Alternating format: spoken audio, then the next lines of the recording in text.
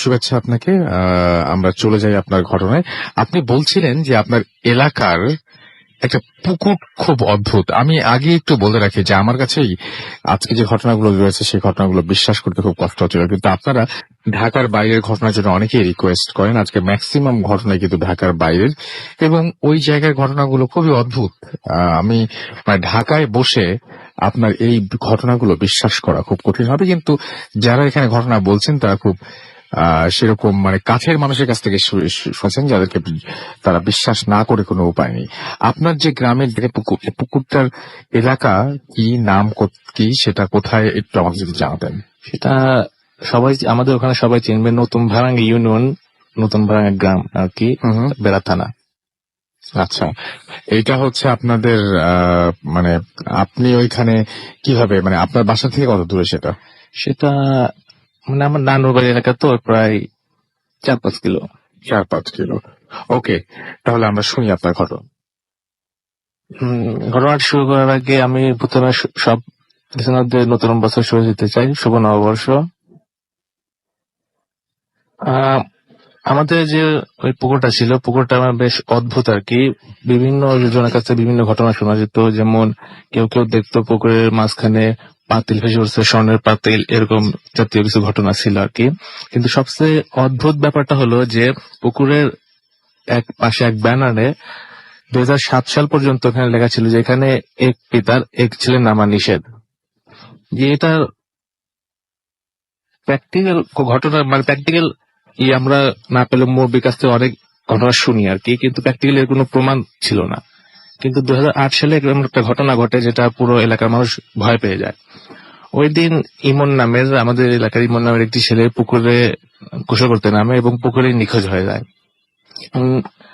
তারপর এলাকার মানুষ অনেক খোঁজাখুঁজি করার পরেও কোনো হদিস না পাওয়ার পর ওখানে যে পুকুরের মালিক মীর শাহেদ, তার অনুমতি ক্রমে পুকুরে জাল ফেলানো হয়, এবং জাল ফেলানোর পরে এই ছেলেটার লাশ পাওয়া যায়। এবং লাশটা খুব অদ্ভুত ছিল যে তার পুরো শরীরে ক্ষত বিক্ষত দাগ ছিল, এবং সবচেয়ে ভয়ঙ্কর ব্যাপারটা ছিল যে তার মাথাটা পুরো ঘুরনো ছিল আর কি। কিন্তু ওখানে সাধারণ মাছ চাষ করা হতো, কিন্তু কোনো মাছের পক্ষে এটা সম্ভব ছিল না। এই ঘটনা দেখার পর পুরো এলাকার একটা ভীতি সৃষ্টি হয়ে যায়। এক পিতার এক ছিল তো দূরের কথা, পুকুরে আর কেউ গোসল করতে নামে না, এবং পুকুরের আশেপাশে কেউ যেতে চাইতো না। তো ওই পুকুরের পাশে আরো 2-3টা পুকুর আছে, যেগুলো মালিক ওই পুকুর মাছ চাষ করতেন। আর ওই মাছ চাষ করতে রাতে পাহারা দেওয়ার জন্য 2জন লোক নিযুক্ত থাকতো রাতে পাহারা দেওয়ার জন্য। তো একজন এক রাত ডিউটি করতো এবং পরের জন অন্য রাত ডিউটি করতো। তো একদিন তারা সব বেশিরভাগই 3টা পুকুর পাহারা দিত, কিন্তু এই যে পুকুরটা, বড় পুকুরটা, ওটা পাহারা দেওয়ার দরকার ছিল না, কারণ ওখানে দিনেই বেশিরভাগ কেউ যেত না, রাত্রে কিভাবে যাবে। সো একদিন হঠাৎ করে ওই পুকুর থেকে রাত্রে হঠাৎ করে একটা অদ্ভুত আওয়াজ আসতে লাগলো। তো উনি তাড়াতাড়ি পুকুরে গিয়ে দেখলেন যে একটা মেয়ে পুকুরে গোসল করতেছে। তিনি তো পুরো হতবাক যে এখানে যে পুকুরে দিনের বেলাতে কেউ নামতে সাহস পায় না, রাত্রে কিভাবে একটা মেয়ে গোসল করতেছে। তখন তিনি মেয়েটার মুখে টর্চ মেরে ধরলেন, এই মেয়ে, এখানে কি করছো, ওঠো এখান থেকে। মেয়েটি তখন ওই লোকটার দিকে তাকালো, এবং ওই লোকটি আরো বলেছিল যে যখন মেয়েটি তার দিকে তাকালো, তিনি দেখলো যে তার চোখের ভিতর কোনো চোখটা নেই আর কি। তো এটা দেখার পর তিনি বেশ ভয় পেয়ে যান, এবং ওই মেয়েটা আস্তে আস্তে নদী পুকুরের মাঝখানে চলে আসে এবং আসে তলিয়ে যায় আর কি। তো উনি আজ পুকুরের চারপাশে খুব আধা ঘন্টা যাবত খুঁজলেন, কিন্তু কোনো হদিস পেলেন না। তো এটা দেখে তিনি একটু ঘাবড়ে গিয়ে ওখান থেকে চলে যান। পরের দিন তার যে কলিগ ছিল, পরের দিন যার ডিউটি ছিল, তার সাথে ব্যাপারটা শেয়ার করে। তিনিও বলে যে না, আমিও তো এরকম দেখছি যে একটা মেয়ে হঠাৎ করে এসে রাত্রে তো পুকুরে গোসল করে। তো তারা বললেন তাহলে যে ব্যাপারটা পুকুরের যে মালিক তার কাছে শেয়ার করি। তো তারা ব্যাপারটা তার সাথে শেয়ার করে, কিন্তু সে বলে যে পুকুরটা এই ব্যাপারে জেনে এলাকার মানুষ কিছু না জানে। এমনি আমার পুকুরটা অনেক দুর্নাম, ওই পুকুরটার বিভিন্ন ঘটনার কারণে ওই পুকুরে চাষকৃত মাছ সেটাও এলাকার মানুষ খেত না আর কি, ওটা বাইরে রপ্তানি হতো। তো বলতেছে এই জিনিসটা শেয়ার করার দরকার নেই, তোমরা চুপ থাকো।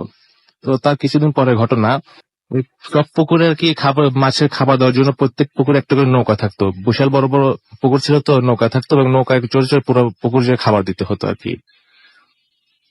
তো প্রতিদিন সকাল এবং বিকালে খাবার দিত। তো ওই দিন মানে 3টা পুকুর খাবার দেওয়ার পর যখন ওই বড় পুকুরটা খাবার দিতে যাবে রহিম চাচা, তো হঠাৎ মানে বিকাল হয়ে গেছে, একটু সন্ধ্যা আর কি চলে আসছে। তো উনি নৌকায় উঠে তাড়াতাড়ি খাবার দিতেছে মাছে।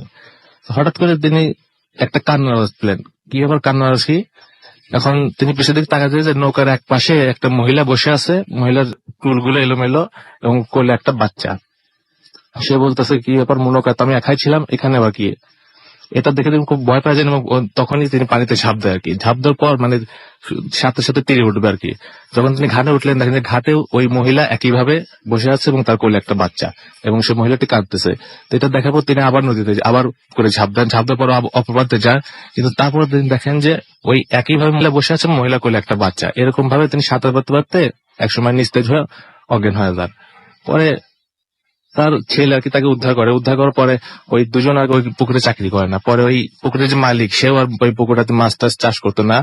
তার 3-4 বছর পর পুকুরটা আর কি ভরাট করা হয় আর কি, মানে মাটিতে ভরাট করা হয় এবং একটা ফিল্ডের মতো তৈরি হয়, যেখানে ছেলেরা এখনো ক্রিকেট খেলে আর কি। এখন তো ওখানে এখনো মানে যারা ক্রিকেট খেলছে, মানে সন্ধ্যার দিক ফিরছে, তারা এখনো দেখতে পায় যে একটা মহিলা ওই মাঠের চারপাশ দিয়ে সন্ধ্যার সময় ঘোরে এবং তার কোলে একটা বাচ্চা, পরনে সাদা কাপড় এবং চুলগুলো খুব এলোমেলো। এটা এখনো মানে দেখা যায় আর কি। ওকে, তো আমরা আসলে আমাদের মন সন্দেহ প্রবণ এবং আমরা সবসময় পজিটিভ যে জিনিসটা, পজিটিভ জিনিসটাকে আমরা নেগেটিভ জিনিসে বেশি বিশ্বাস করি এবং নেগেটিভ জিনিস আমরা আমাদের মাথায় আগে আসে। অনেকেরই প্রশ্ন আসতে পারে যে পুকুরে নৌকা চলবে কেন। তো উনি বলছিলেন যে এটা ওইখানকার খুব প্রসিদ্ধ পুকুর এবং এই পুকুরটা এত বিশাল যে সেখানে সেটা রক্ষণাবেক্ষণের জন্য বা মাছেদের খাবার দেওয়ার জন্য বা এইসব চাষাবাসের জন্য, মাছ চাষের জন্য সেখানে নৌকা নিয়ে, কয়টা নৌকা ছিল ভাই? 4টা পুকুরে 4টা নৌকা ছিল। 4টা পুকুরে 4টা নৌকা ছিল। তো এই হচ্ছে কাহিনী, একটু ভেঙে দিলাম আর কি। যাই হোক, আমি এবার আপনাদেরকে আমার কাছে পাঠানো একটা ঘটনা বলবো। আমি বেশ অনেক আগে স্কুলেই থাকতে বোধহয় সম্ভবত, বা স্কুলের শেষের দিকে হবে, আমি একটা বই পড়েছিলাম, যে বইটা আখতারুজ্জামান ইলিয়াসের, সম্ভবত খোয়াবনামা নাম ছিল বইটার, সম্ভবত খোয়াবনামাই, মানে আমি আখতারুজ্জামান ইলিয়াসের এই বই সম্ভবত, যেখানে আমি এরকম ঘটনা পড়েছিলাম, সেখানে আমি পড়েছিলাম গজার মাছ নিয়ে একটা ব্যাপার, সেটা সম্ভবত চলনবিল এলাকায় ছিল। বাট এখন যে ঘটনাটা আমি পড়ছি সেটাও এইটাই সম্পর্কে। মনে হয় মাসুম ভাই মাছ সম্পর্কে জানেন, তাই না? এবং এটা হচ্ছে বিল অঞ্চলে এই মাছটা পাওয়া যায়। তো আমি যে ঘটনাটা পড়ছি সেটার নাম হচ্ছে, যিনি পাঠিয়েছেন তার নাম হচ্ছে সিয়াম, এবং তিনি কালীগঞ্জ গাজীপুর থেকে আমাদের ঘটনাটা পাঠিয়েছেন। লিখেছেন, হ্যালো আসল ভাই, আশা করি ভালো আছেন। আজকে আমি আপনাকে আমার ফ্রেন্ডের একটা মর্মান্তিক ঘটনা শেয়ার করব। ঘটনাটি শেয়ার করা মতো কিনা জানি না, তবে খুবই অদ্ভুত এবং কষ্টদায়ক। ভালো লাগলে পড়ে শোনাবেন। আমার ফ্রেন্ডের বাড়ি আমার পাশের গ্রামে, তার নামটা বলতে চাচ্ছি না। আমার ফ্রেন্ড খুবই ভালো একজন স্টুডেন্ট ছিল। সে ঢাকার একটা ইউনিভার্সিটিতে অনার্স করার জন্য ভর্তি হয়েছিল। ঘটনা ঘটে প্রথম রোজার ঈদের 7 দিন আগে, কোন এক রোজার ঈদের 7 দিন আগে তার নিজের বাড়িতে ঘটনা ঘটে। এবং আপনারা হয়তো শুনে থাকবেন যে গজার মাছ নিয়ে অনেক প্রচলিত কাহিনী আছে। ঘটনাটি বলার আগে আমি গজার মাছ নিয়ে কিছু কথা বলতে চাই। আমাদের দেশে কিছু কিছু এলাকায় বর্ষাকালে মানুষ একটা অদ্ভুত জিনিস দেখতে পায়। বর্ষাকালে পানি খুব কাছে চলে আসে, তখন কিছু স্পেসিফিক জায়গায় কেউ কেউ দেখতে পান খুব বিশাল একটা গজার মাছ। মাছটা এতই বিশাল দেখতে যে কোনো মানুষ একা ভয়ে কাছে যেতে সাহস পায় না। এবং সবচেয়ে বড় ব্যাপার হলো যে ওই মাছটার মাথায় লাল একটা ফোঁটা থাকে। সবাই বলে এটা কোনো সাধারণ মাছ না, এটা হলো দেবাংশী প্রজাতির মাছ। এই সমস্ত মাছকে কখনো আঘাত করতে হয় না। এখন আমি আমার মূল ঘটনায় চলে যাই। আমার ফ্রেন্ড, তার বড় ভাই ঢাকায় একসাথে স্টাডি করে। তারা ঈদের ছুটিতে তারা বাড়ি আসে। ঘটনার দিন তারা তারাবির নামাজ আদায় করে তারপরে ফ্রেন্ড আর তার বড় ভাই প্ল্যান করে যে তারা রাত্রে টর্চ নিয়ে কোচ দিয়ে মাছ মারতে যাবে। এবং যে কথা সেই কাজ, বর্ষাকালে আমাদের গ্রামে কানায় কানায় পানিতে ভর্তি থাকে, কারণ তখন এইভাবে অনেকেই মাছ মারতে বের হয়। আমি নিজে এইভাবে মাছ মারি। তো তারা সেই টর্চ নিয়ে সেদিন মাছ মারতে গেল। ওই দিন তারা মাছ বেশি পাচ্ছিল না, তাই তারা প্ল্যান করলো আজ অনেক দূর পর্যন্ত তারা ঘুরবে। ঘুরতে ঘুরতে তারা হঠাৎ একটা জায়গায়, এবং সেই জায়গাটা বিশাল সাইজের একটা গজার মাছ দেখতে পায়। ঘুরতে ঘুরতে কোনো একটা জায়গায় এসে তারা একটা গজার মাছ দেখতে পায়, এবং আমার ফ্রেন্ডের বড় ভাই মাছের দিকে মাছটা দেখে অনেক ভয় পায়। বাট আমার ফ্রেন্ড তা ছিল খুব সাহসী, এবং সে সাহসের জন্যই আজ তার ফ্যামিলি, তার বন্ধু বান্ধবের এবং সবার চোখের জল ঝরে যায়। যাই হোক, তারা তাদের বাড়ি থেকে খুব বেশি দূরে ছিল না।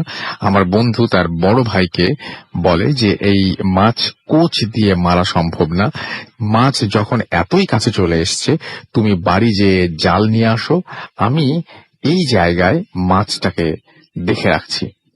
আমার ফ্রেন্ডের বড় ভাই জাল আনতে বাড়িতে গেল। ওই জায়গা থেকে তাদের বাড়ি প্রায় 10-12 মিনিটের পথ।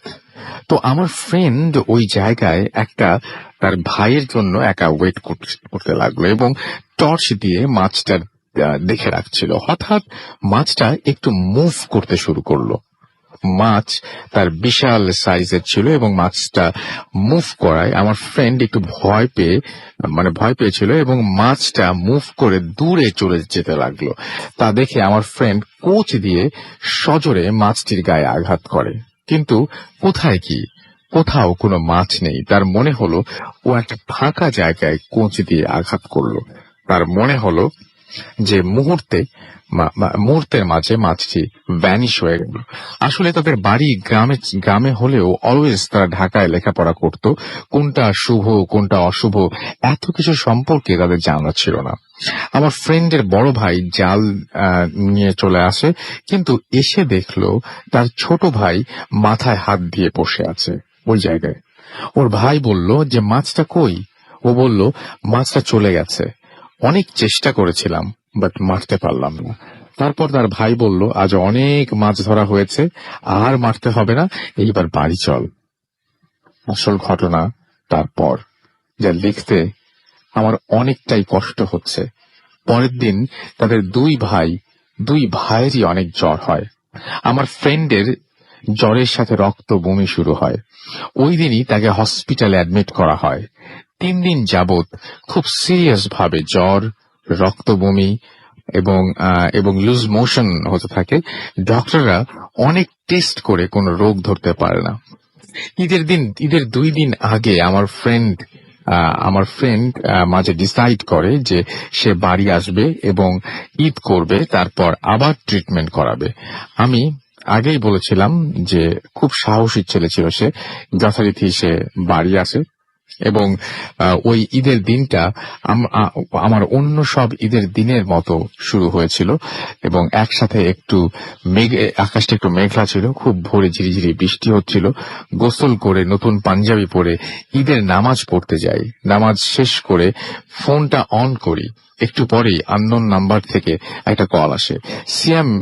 সিয়াম রুবেল মারা গেছে, বাদ জোহর তার জানাজা, তোমরা জানাজাতে এসো। এবং এই কথাটা শুনে আমার মনে হলো যে আমার পায়ের নিচে মাটি নেই, এবং ওর সিকনেসের কথা শুনেছিলাম, তাই বলে ঈদের দিনে। যাই হোক, ঘটনাটা এখনো শেষ হয়নি। ঈদের আগের দিন রাতে আমার ফ্রেন্ডের মা স্বপ্ন দেখে একটা বিশাল গজার মাছ। মাছটির মাথায় ছিল লাল ফোঁটা। তাদের বাড়ির পাশের বিল থেকে বলছে যে তার ছেলে তাকে আঘাত করেছিল, তার জন্য তার ছোট ছেলেকে সে নিয়ে গেছে। যদি বড় ছেলেকে সুস্থ দেখতে চায় তবে যেন অমুক দিনের মাঝে একটা মহিষ বা 5টা খাসি শিরনি খাওয়াইয়ে দেয়, এরকম একটা কথা বলে, এবং তার মার ঘুম ভেঙে যায়। এবং আমার ফ্রেন্ডের কাছে গিয়ে দেখে যে সব শেষ। আসলে বন্ধুরও বন্ধুর বড় ভাইও খুব অসুস্থ ছিল এবং তার শরীরে অনেক জ্বর ছিল এবং রুবেলের দাফন কাফন শেষ করে তার মা তার বড় ভাইকে জিজ্ঞেস করে যে গজার মাছের কথা। ওর ভাই তখন সব খুলে বলে। তারপর তার মা জিজ্ঞেস করে ওই মাছের মাথায় কি কিছু ছিল নাকি? তখন সে বলে যে ওই মাছের মাথায় ছিল অদ্ভুত রকমের লাল ফোঁটা, যা অনেকটা সিঁদুরের মতো। এবং এটাই ছিল ঘটনা। এবং আমার ফ্রেন্ডের জন্য দোয়া করবেন, আল্লাহ যেন তাকে জান্নাতবাসী করেন। এটা লিখে তিনি ইমেল শেষ করেছেন। এবং যারা এই মাছ সম্পর্কে জানেন, আমি জানি যে বাংলাদেশের বিভিন্ন প্রান্ত থেকে ভূত এফএম শোনেন আপনারা, ইভেন যারা ফুর্তি অ্যাপ দিয়ে দেশের বাইরে এবং দেশের ভেতরেও শুনছেন, তাদেরও হয়তো অনেকের পৈতৃক বাড়ি বা এখনো পর্যন্ত গ্রামে যাওয়া আসা আছে। কেউ যদি গজার মাছ সম্পর্কে জেনে থাকেন এবং এই মাছের এই ভয়াবহতা সম্পর্কে জেনে থাকেন, তবে ফেসবুকে অথবা SMS এর মাধ্যমে আপনারা আমাদের সেটা জানিয়ে দিতে পারেন। আমরা এই ফাঁকে ছোট্ট বিরতি নিয়ে আসি, আর এর মাঝখানে ফিরে এসে আপনাদের পাঠানো SMS গুলো পড়বো। সেই পর্যন্ত আমাদের সঙ্গেই থাকুন। স্টে টিউনড টু রেডিও ফুর্তি এন্ড ডোন্ট স্টপ দ্য ফুর্তি।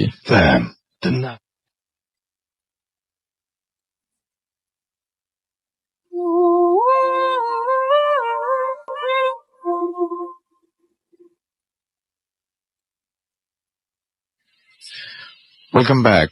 The night comes alive with গ্রামীণ ফোন। শুনছেন সবসময় রেডিও ফুর্তি 88.2 FM। আমি রাস্তাল আছি, সাথে আমার সাথে রয়েছে মাসুম এবং আজকের অতিথিরা। এবং আমাকে সৃজনী এবং সৌরভ রাজশাহী থেকে লিখেছেন যে এই মাছটা অনেক ডেঞ্জারাস এবং তারা মানে এই মাছটাই খেয়েছেন আপনারা, তাই বলছেন।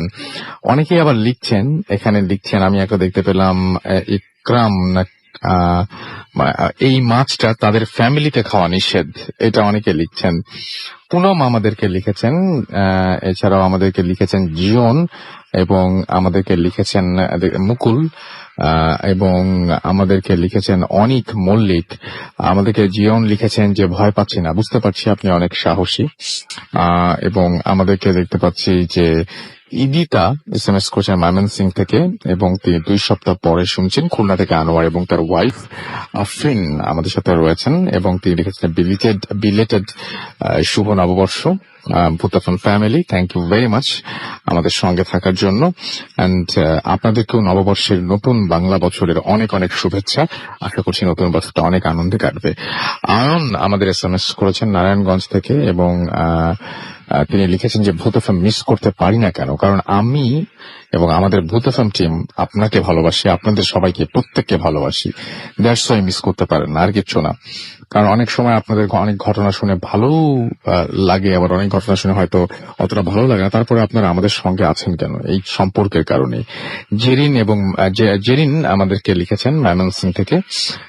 এছাড়াও আমাদেরকে দেখতে পাচ্ছি অমিয়া লিখেছেন, দেখতে পাচ্ছি আদনান সিলেট থেকে। 2 মাস পর তিনি ভূত এফএম শুনছেন। ওয়েলকাম ব্যাক আদনান, আশা করছি এখন থেকে রেগুলার হবেন আমাদেরকে। এছাড়াও সোহাগ SMS করেছেন, ইয়েস গজার মাছ ইজ অলওয়েজ অ্যাভেলেবল আমাদের ভিলেজে। এবং তিনি বলছেন যত মাছ ধরে ভূতের গল্প গ্রামে শুনি 90% গজার মাছ নিয়ে। আচ্ছা, যত মাছ ধরা নিয়ে ভূতের গল্প তিনি শুনেছেন তার বেশিরভাগ 90% এই গজার মাছ নিয়ে। এবং তিনি বলছেন এটা খুবই কমন আমাদের কাছে। আপনি কোথা থেকে লিখেছেন সেটা অবশ্য আমাদের লেখেননি, তাহলে আরো সুবিধা। তো মিল্টন আমাদের নরসিংদী দাসপাড়া থেকে লিখেছেন, how are you, I am back, welcome back. এবং তিনি বলছেন খুবই ব্যস্ততার কারণে অনেকগুলো এপিসোড মিস করেছি, আমরাও আপনাকে মিস করেছি। আশা করছি এখন থেকে রেগুলার আপনাকে পেয়ে যাবো। ফিরোজ আমাদের ওয়াবদা থেকে লিখেছেন যে সব স্টোরিগুলো এখন পর্যন্ত ভালো হয়েছে। আমাদেরকে পার্থ সাহা লিখেছেন। এছাড়াও লিখেছেন দেখতে পাচ্ছি আমাদেরকে জেরিন, এছাড়াও রাজমিক, এছাড়াও পরাগ সহ আরো অনেকে আমাদের এখানে SMS করে যাচ্ছেন। আপনাদের ফেসবুকেও কিন্তু আপনারা অলরেডি অনেকে আমাদের সাথে এসে জয়েন করেছেন দেখতে পাচ্ছি এবং অনেকেই কমেন্ট করে যাচ্ছেন। এখানে আমি দেখতে পাচ্ছি MD হুসাইন ইফতি আমাদের সাথে রয়েছেন দেখতে পাচ্ছি। এছাড়াও এই মুহূর্তে এইখানে দেখতে পাচ্ছি আচ্ছা, শুভ ফেসবুকে আছেন আমাদের পেজে। এছাড়াও কৌশিক রয় আমাদের সঙ্গে রয়েছেন দেখতে পাচ্ছি।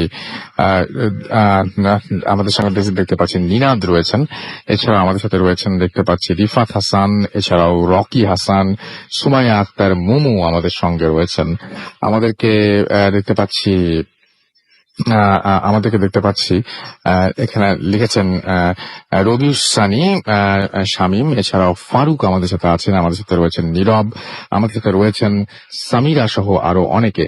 যাই হোক, আমরা চলে যাব আবারও আমাদের পরবর্তী ঘটনায় এবং আমাদের পরবর্তী অতিথি তিনি যে ঘটনা বলবেন তার নামটাকে একটু আমরা জানি এবং তিনি তার নিজেকে নিয়ে একটা ঘটনা বলবেন। আমি বলছি যে বাংলাদেশের বিভিন্ন জায়গায় বিভিন্ন প্রান্তে বিভিন্ন ঘটনা ছড়িয়ে ছিটিয়ে রয়েছে, যে ঘটনাগুলো আমাদের কাছে শুনলে শুধু অস্বাভাবিকের আগে বিশ্বাস করতে কষ্ট হয়, বাট যারা বলছেন, যারা সাফারার তারা জানেন। আপনার নামটা একটু বলবেন, আপনি কোত্থেকে এসেছেন? আমি আসছি বসুন্ধরা থেকে, আর ঘটনাটা বিক্রমপুর। আমার নাম রহিমাক্তা ছিল।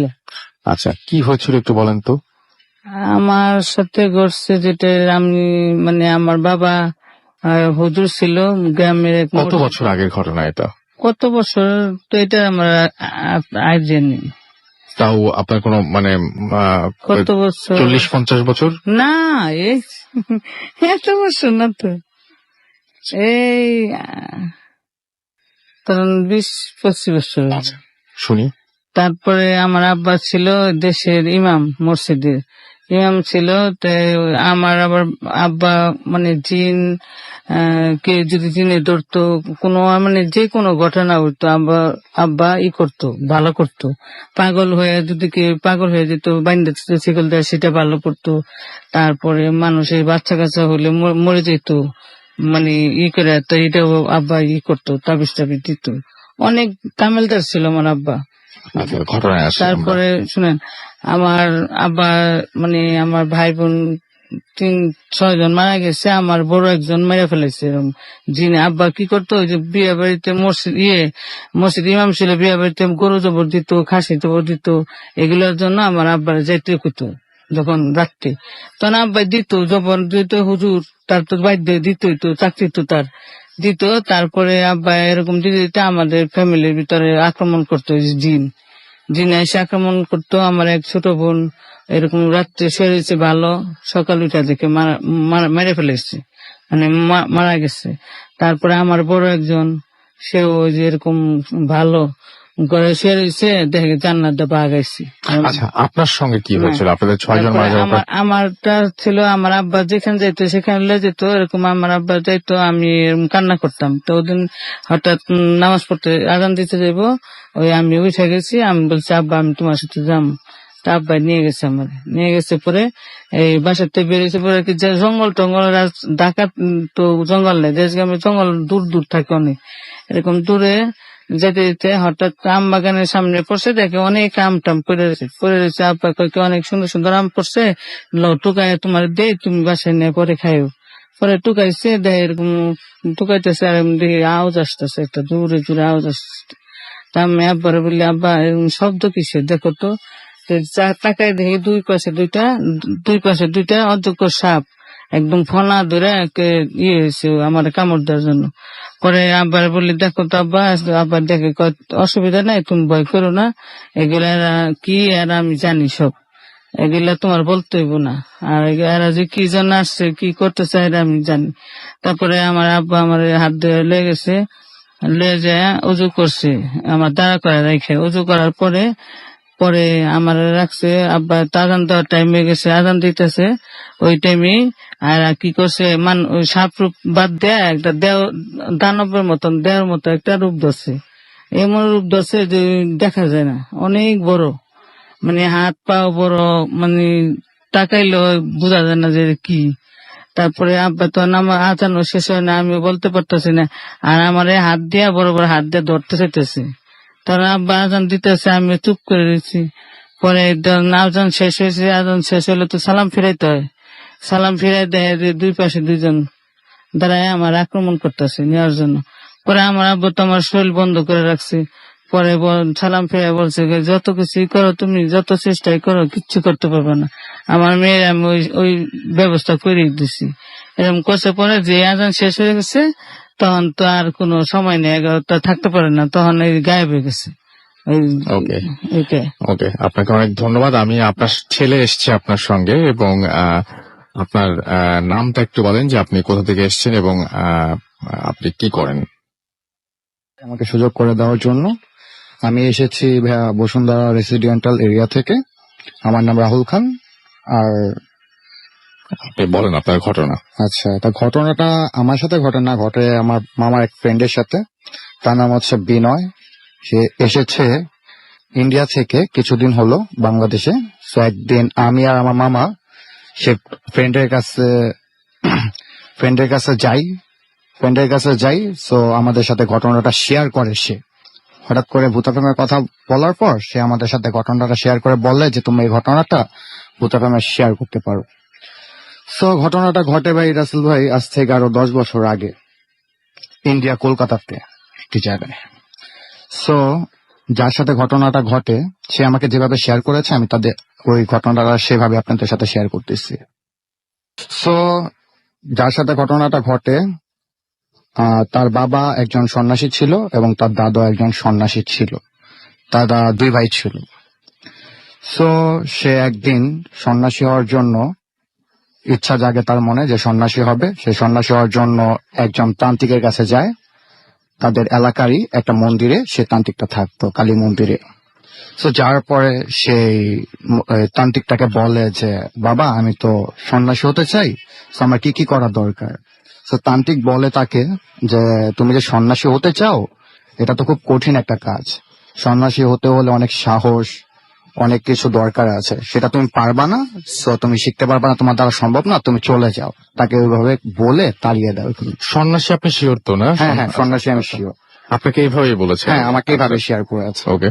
সো সন্ন্যাসী সে বললো যে এভাবে তো তাড়িয়ে দেয়। এইভাবে সে প্রতিদিন আর কি তার কাছে শেখার জন্য, দীক্ষা নেওয়ার জন্য সে প্রতিদিন যেতে থাকে আর তাকে আর কি ওখান থেকে তাড়িয়ে দেয়। এমন করতে করতে একদিন সে তান্ত্রিকটা রাজি হলো তাকে দীক্ষা দেওয়ার জন্য। সো তাকে কিছু নিয়ম কানুন বলে দিল যে এরকম এরকম কিছু একটা বলে, ওটা আমার মনে আসতেছে না। সো ওরকম বলার পরে সে রাজি হলো। সো তাকে মন্দিরে বসালো।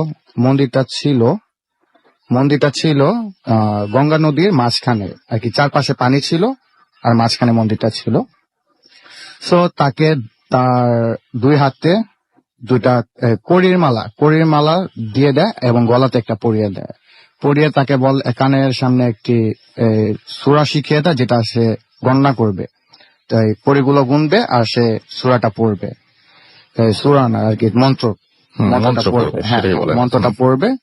সো সে বলল, আর এগুলা করার আগে তাকে ডাইরেক্ট বলে দেয় যখন তুমি মন্ত্রটা আর কি শুরু করবা, তপস্যাটা শুরু করবা, তুমি কোনোভাবে চোখ খুলবা না। তোমার সামনে অনেক ভয়ঙ্কর জিনিস আসবে, অনেক কিছু করার চেষ্টা করবে, বা তোমার কোনো ক্ষতি হবে না, তুমি কোনোভাবেই হার মানবা না, একদম শেষ করে চোখ খুলবা। সো ঠিক আছে, সে ডান। সো সে ওই মন্ত্রটা যেটা কানে কানে বলে দিয়েছিল সে তান্ত্রিকটা, সে এরা জপতে থাকে এবং ওই কড়িগুলো গুনতে থাকে। তাকে বলে 102 পর্যন্ত গুনতে। সো সে যখন 10 থেকে 15টার মাঝে গেছে গুনতে গুনতে, তখন সে দেখতে পেল যে অনেক দূর থেকে ওই পানির একদম শেষের দিক থেকে একজন দানবের মতো কালো 2 হাতে 2টা মানুষের পল্লা নিয়ে আর কি আস্তে আস্তে হেঁটে হেঁটে আসতেছে। সো ওই দানবটা আসার সাথে সাথে আরো দেখতেছে যে তার সামনে আরো ভয়ঙ্কর কিছু আসতেছে, যেরকম বাঘ, সাপ, এরকম অনেক কিছু আরো আসতেছে। তো আস্তে আস্তে সে কোন রকম ভাবে কন্ট্রোল করে রাখছে নিজেকে, অনেক ভয় পেতেছিল। যখন সে একদম 50-এর দিকে আসে ওই মালাটা জপতে জপতে, তখন সে দেখতে পারে তার পাশে যে পানিগুলো ছিল সেগুলো 60 থেকে 70 ফিট আর কি উপরে উঠে গেছে রাসূল। ঠিক আছে। তো সেই ভয়ে আর কি করবে, ওইখানে কি জপতে থাকবে নাকি চলে যাবে, এটা সে ভয়ে ওইখানে নাই। যখন দেখে সে পানিগুলো তার উপরে একদম পড়তে নিচ্ছে, তখনই সে আর কি ওই যেগুলা মালা টালা দিছিল ওগুলা ফালাই মন্দির থেকে ভেগে চলে যায়। তো যাওয়ার পর ওই ওই তান্ত্রিকের সাথে আর কোনো দেখা টাকা কিছুই করেনি। তো যেদিন রাতে আর কি সে বাসায় চলে যায়, ওদিন রাতে সে স্বপ্নে দেখতেছে সেই যে কালীটা ছিল আসতেছিল, যে সে তাকে আর কি অনেক রকমের কি কি আর কি ভয়ঙ্কর কিছু বলতেছিল এবং ভয়ঙ্কর রূপ নিয়ে তাকে ভয় দেখানোর চেষ্টা করতেছে, যেখানে যায় শুধু ওই কালীকে দেখতে পায়। সো এইভাবে সে অনেক টেনশনে পড়ে গেল যে এটা কি হচ্ছে। সো সে তান্ত্রিকের কাছে সে আবার ব্যাক করে যা বলে যে বাবা আমার সাথে তো এরকম এরকম প্রবলেম হচ্ছে, আমি আর কি করবো, এই প্রবলেমের সলভ কিভাবে পাবো। So, সে তান্ত্রিক বললো তোমাকে তো আমি বারবার বলে দিয়েছি যে তোমাকে যে জিনিসটা আমি করতে দিয়েছি এটা তুমি মাঝখানে রেখে চলে যেতে পারবা না। তো সে বললো যে আচ্ছা বাবা যা হয়েছে আমার ভুল হয়েছে, সো আপনি আমাকে বলেন এই জায়গা থেকে আমি কিভাবে রক্ষা পাবো। সো সে তান্ত্রিক বললো এটা রক্ষা পাওয়ার একটাই সিস্টেম আছে, যে তুমি যেখান থেকে সেই জিনিসটা রেখে গেছো ওইখান থেকে তোমার আবার স্টার্ট করতে হবে। সো সে বললো আচ্ছা ঠিক আছে বাবা আমি রাজি আছি। তো এবার বাবা তাকে ডাইরেক্ট সাবধান করে দিল, এবার যদি তুমি ছেড়ে চলে যাও সেই ধ্যান থেকে, তা তোমার লাইফে আর কি হবে এটা আমি কোনো গ্যারান্টি দিতে পারছি না, বাট তোমার অনেক বড় একটা ক্ষতি হবে। সো সে বললো যে ঠিক আছে বাবা আমি যাই করবো, এবার আর যাবো না, যাই আসবে। সো সে আবার ওই 50 থেকে গণনা করা শুরু করলো, করতে করতে করতে করতে যখন 100-100 কাছাকাছি চলে আসছে, তখন দেখতেছে সেই যে কালীটা আর কি অনেক দূরে ছিল আসতেছিল কাছে, একদম কাছাকাছি এসে পড়েছে। আসার পরে তার হাতে যে দুটো কল্লা ছিল ওই কল্লা দুটো তার সামনে রেখে চুপচাপ আবার যেভাবে এসেছিল সেভাবে চলে যাওয়ার পরে সে আর কি সেই ধ্যানটা পূরণ করে তার ওই বাবাকে বললো, ওই তান্ত্রিককে বললো যে বাবা আমি এরকম এরকম দেখলাম, আমার সামনে এসে সে কল্লা দুটো রেখে সে দানবের মতো আর কি জিনিসটা চলে গেল। তারপর বললো যে তুমি যে পরীক্ষাটা দিছিলাম তোমাকে আমি, সেই পরীক্ষাতে তুমি পাশ করেছো, তোমার আরেকটা কাজ করতে হবে, এটা যদি তুমি করতে পারো তাহলে তুমি সম্পূর্ণভাবে সন্ন্যাসী হতে পারবা। তো সেটা কি, তাকে বললো যে এরকম বুধবার রাতে 12টা ঠিক 12:30 বাজে যদি কোনো রকমের এই যে, কি বলে এটাকে, যে শ্মশান ঘাটে মানুষকে পোড়ানো হয় তখন তুমি ওইখানে যেয়ে এক জায়গায় লুকিয়ে থাকবা। সো যখন ওই মানুষকে পুড়িয়ে চলে যাবে তারা, তখন তুমি আর কি ওইখান থেকে ওই ছাই একটা লাল কালারের কাপড় দিয়ে দেয়, ওই ছাইগুলো লাল কাপড়ে বেঁধে নিয়ে আসবা বাসায়। তারপর সে ওই কাজ করে যেভাবে বলে দিয়েছে ওই তান্ত্রিক। নিয়ে আসার পরে আর কি ওই যে ছাইগুলো থাকে আর কি মানুষের, ওগুলা রাত ঠিক 3:30 বাজে তাকে বলেছে যে পানির সাথে মিশিয়ে ওটা খেয়ে ফেলতে হবে। তো সে যেভাবে বলে দিয়েছে তান্ত্রিক সেভাবে করে, খাওয়ার পরে সেই পরের দিন ওই তান্ত্রিককে যা বলে বাবা আমি এরকম এরকম আপনি যেভাবে বলে দিয়েছিলেন আমি সেভাবে করেছি। সো এভাবে সে আর কি ওই যে যা শিক্ষা দিয়েছিল তান্ত্রিক ওইভাবে করার পর আর কি তার পরে অনেক ফ্যামিলিতে প্রবলেম হয়, যেরকম তার বাবা মারা যায়, তার 2 দিন পরে তার 1 সপ্তাহ পর তার আপন ছোট ভাই সেও মারা যায়। তারপর সে তার যে একটা ছিল সন্ন্যাসী হওয়ার যে একটা ইচ্ছা ছিল, এগুলো হওয়ার পর তার সন্ন্যাসী হওয়ার ইচ্ছাটা নষ্ট হয়ে যায়। তারপর সে আর কি যা করেছিল ওগুলোর জন্য সে বাবার কাছে যা মাপ চায়, বাট সে সন্ন্যাসী আর হতে পারেনি এত কষ্ট করার পরে। এই ছিল আমার ঘটনা। ধন্যবাদ আপনাকে। আমরা চলে যাচ্ছি পরবর্তী ঘটনায়। আমাদের কাছে একটা ইমেইল আছে, সেই ইমেইলটা আমরা একটু পড়তে চাই। যিনি লিখছেন তাকে আমরা কন্ট্যাক্ট করার চেষ্টা চেয়েছিলাম যে স্টুডিওতে আসবেন, কিন্তু সবসময় তিনি থাকেন না, যার জন্য আপনার পেশার কথাটা শুনলে বুঝতে পারবেন। তো তার ঘটনাটা আমরা পড়ছি, তিনি যেভাবে লিখেছেন তিনি সেভাবে পড়ছি। প্রিয় রাসেল ভাই কেমন আছেন? আশা করি ভালো আছেন। আমি মোহাম্মদ আরিফুর রহমান, আমি পেশায় একজন first class marine engineer and chief engineer হিসেবে জাহাজ চাকরি করছি। পেশাগত কারণে আমার অনেক বিদেশি বন্ধু আছে। আমি ভূত জিন ছোটবেলা থেকেই আমি জিন বিশ্বাস করি, কারণ আমার আমার পুরো পরিবারের সাথে অনেক ঘটনা ঘটে বলে সবসময় চেষ্টা করি এটা সম্পর্কে জানতে। এই কারণে অনেক দেশের সত্যি ঘটনা আমি জানি এবং আমি সব আপনাদের সাথে শেয়ার করব। বর্তমানে আমার মেইল যদি গ্রহণযোগ্য হয় তাহলে আমারটা পড়ে শোনাবেন। আজ পর্যন্ত আপনাদের কোনো এপিসোড আমি রেডিওতে শুনিনি, আমি ডাউনলোড করে শুনেছি। বর্তমানে আমি 302টা এপিসোড আমার কাছে আছে। আমি কতটুকু ভালোবাসি ভূত এফএম আশা করছি আপনাদের আর বলতে হবে না। ভূত এফএম এর সবচেয়ে কষ্টের সময় হলো যখন আপনি বলেন যে আজকের সময় শেষ। ঘটনা চলে যাচ্ছি। প্রথমে আসা যাক আমার সাথে ঘটা কাহিনীগুলো বলি। আমি তখন 4th ইঞ্জিনিয়ার জাহাজে মেইন এসির কাজ শেষ হয় এবং পরিদর্শন করার জন্য আমি যাই। 10 মিনিট পর এসি বিকট শব্দে ভেঙে যায়। আমার অবস্থা খুব খারাপ। তখন আমরা এমিরেটস থেকে শারজাহ বন্দরে বেহুশ অবস্থায় আমাকে একটা হসপিটালের নাম বলেছেন, কুয়েতি একটা হসপিটাল। নাম বলা যাবে না, আমি বুঝতে পারছি না আপনার কথা। তো উনি বলছেন যে হাসপাতালে ভর্তি করা হয়। সেখানে অনেকগুলি সরকারি ডাক্তারের মধ্যে একজন ছিলেন, তিনি হচ্ছে রুনাই নামের একজন এবং খুব সুন্দরী একজন, এবং তিনি ভারতের একটি মেয়ে, 22 থেকে 24 বছরের বেশি হবে না, তাকে এমন কেউ নেই যে পছন্দ করতো না। সে খুব মিশুক এবং হাসি খুশি। এটা কি আমরা অডিও ক্লিপ পড়েছি? না, এটা মনে হয় আমি আগে পড়িনি, কারণ আমি আজকের অন্যভাবে নামিয়েছি এটা, এবং এটা পড়ি নাই। এবং দেখা গেল যে তার আগে অনেকগুলি ভালো গুণের মধ্যে একটা খারাপ গুণ ছিল, সে খুব বাজি ধরতো। আচ্ছা, এটা মনে হয় আমরা পড়েছি, তাহলে এটা আমরা বাদ দিই, বরং আমরা অন্য ঘটনায় যাই। তো আমাদের কাছে আরো এই মুহূর্তে বেশ কিছু ঘটনা আছে যেগুলো আপনারা পাঠিয়েছেন, এবং আপনাদের সেই ঘটনাগুলো আমরা শোনাতে পারবো। তবে তার আগে ছোট্ট একটা অ্যাড দেখে যেতে হবে, এবং বিজ্ঞাপন বিরতির পরে আমরা আবারও ফিরে আসছি এবং আপনাদের কাছে নিয়ে আসছি। সরি, আমি পুরনো একটা ঘটনা আরো একবার পড়ার জন্য দুঃখিত। সো চলে যাচ্ছে একটা ছোট্ট বিরতিতে, এবং বিরতির পরে আবারও ফিরে আসছি। সেই পর্যন্ত আশা করছি আমাদের সঙ্গে থাকবেন। স্টে টিউনড, রেডিও ফুর্তি, অ্যান্ড ডোন্ট স্টপ দ্য ফুর্তি। We're traveling from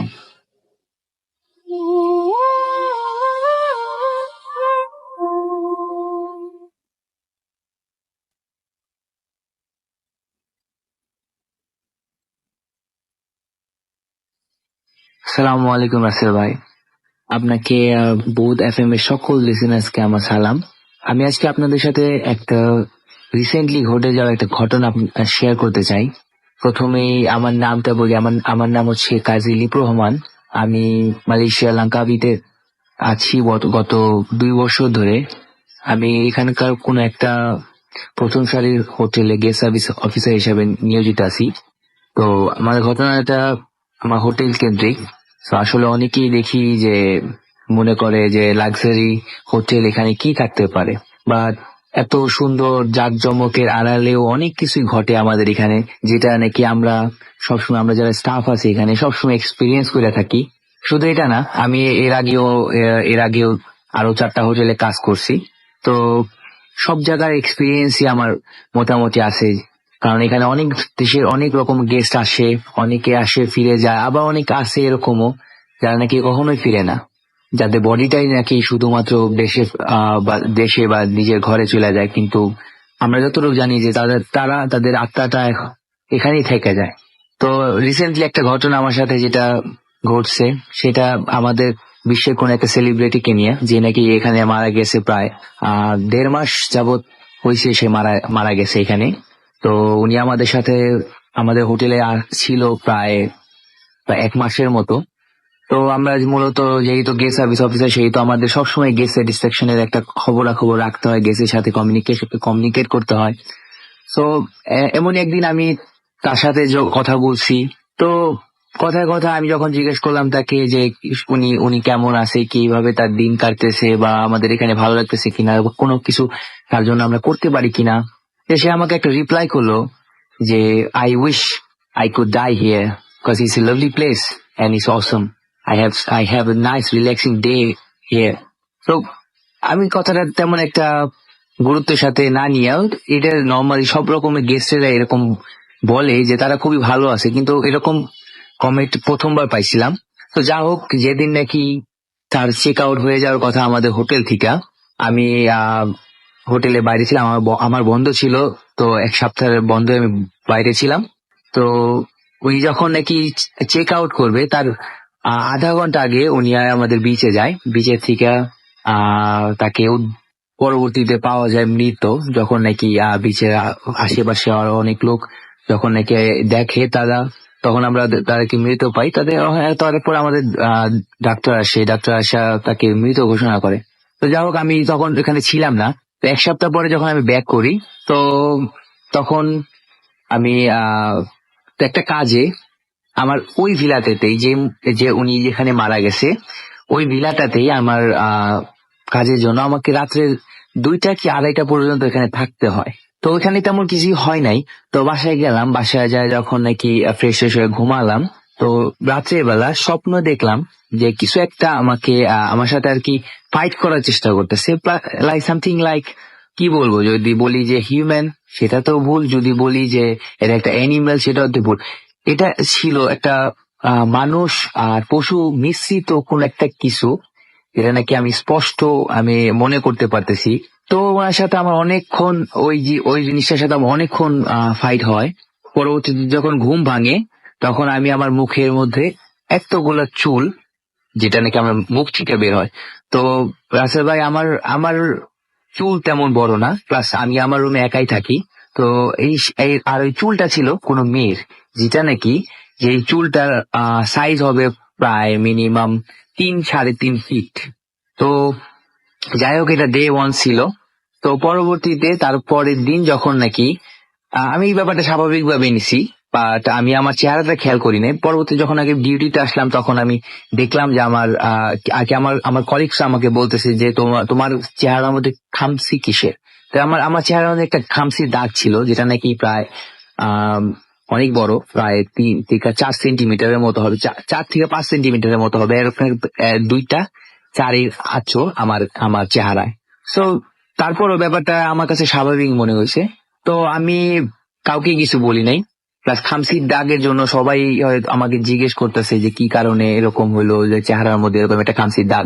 তো আমি সবাই বলছি হয়তো বা রাত্রে ঘুমাইছি কোনো না কোনো কিছুর সাথে হোঁচট খায়, বা আমার শাড়ির আঁচড়ে হয়তো বা ছিলে গেছে। তারপরে সেদিন রাত্রেবেলায় আমার সাথে ওই ডক্টরের সাথে দেখা হয়, যে ডক্টর নাকি ওই মহিলাকে যে ক্যারি করছে, তাকে এখান থেকে হসপিটাল পর্যন্ত তাকে নিয়ে যাওয়া হয়েছে।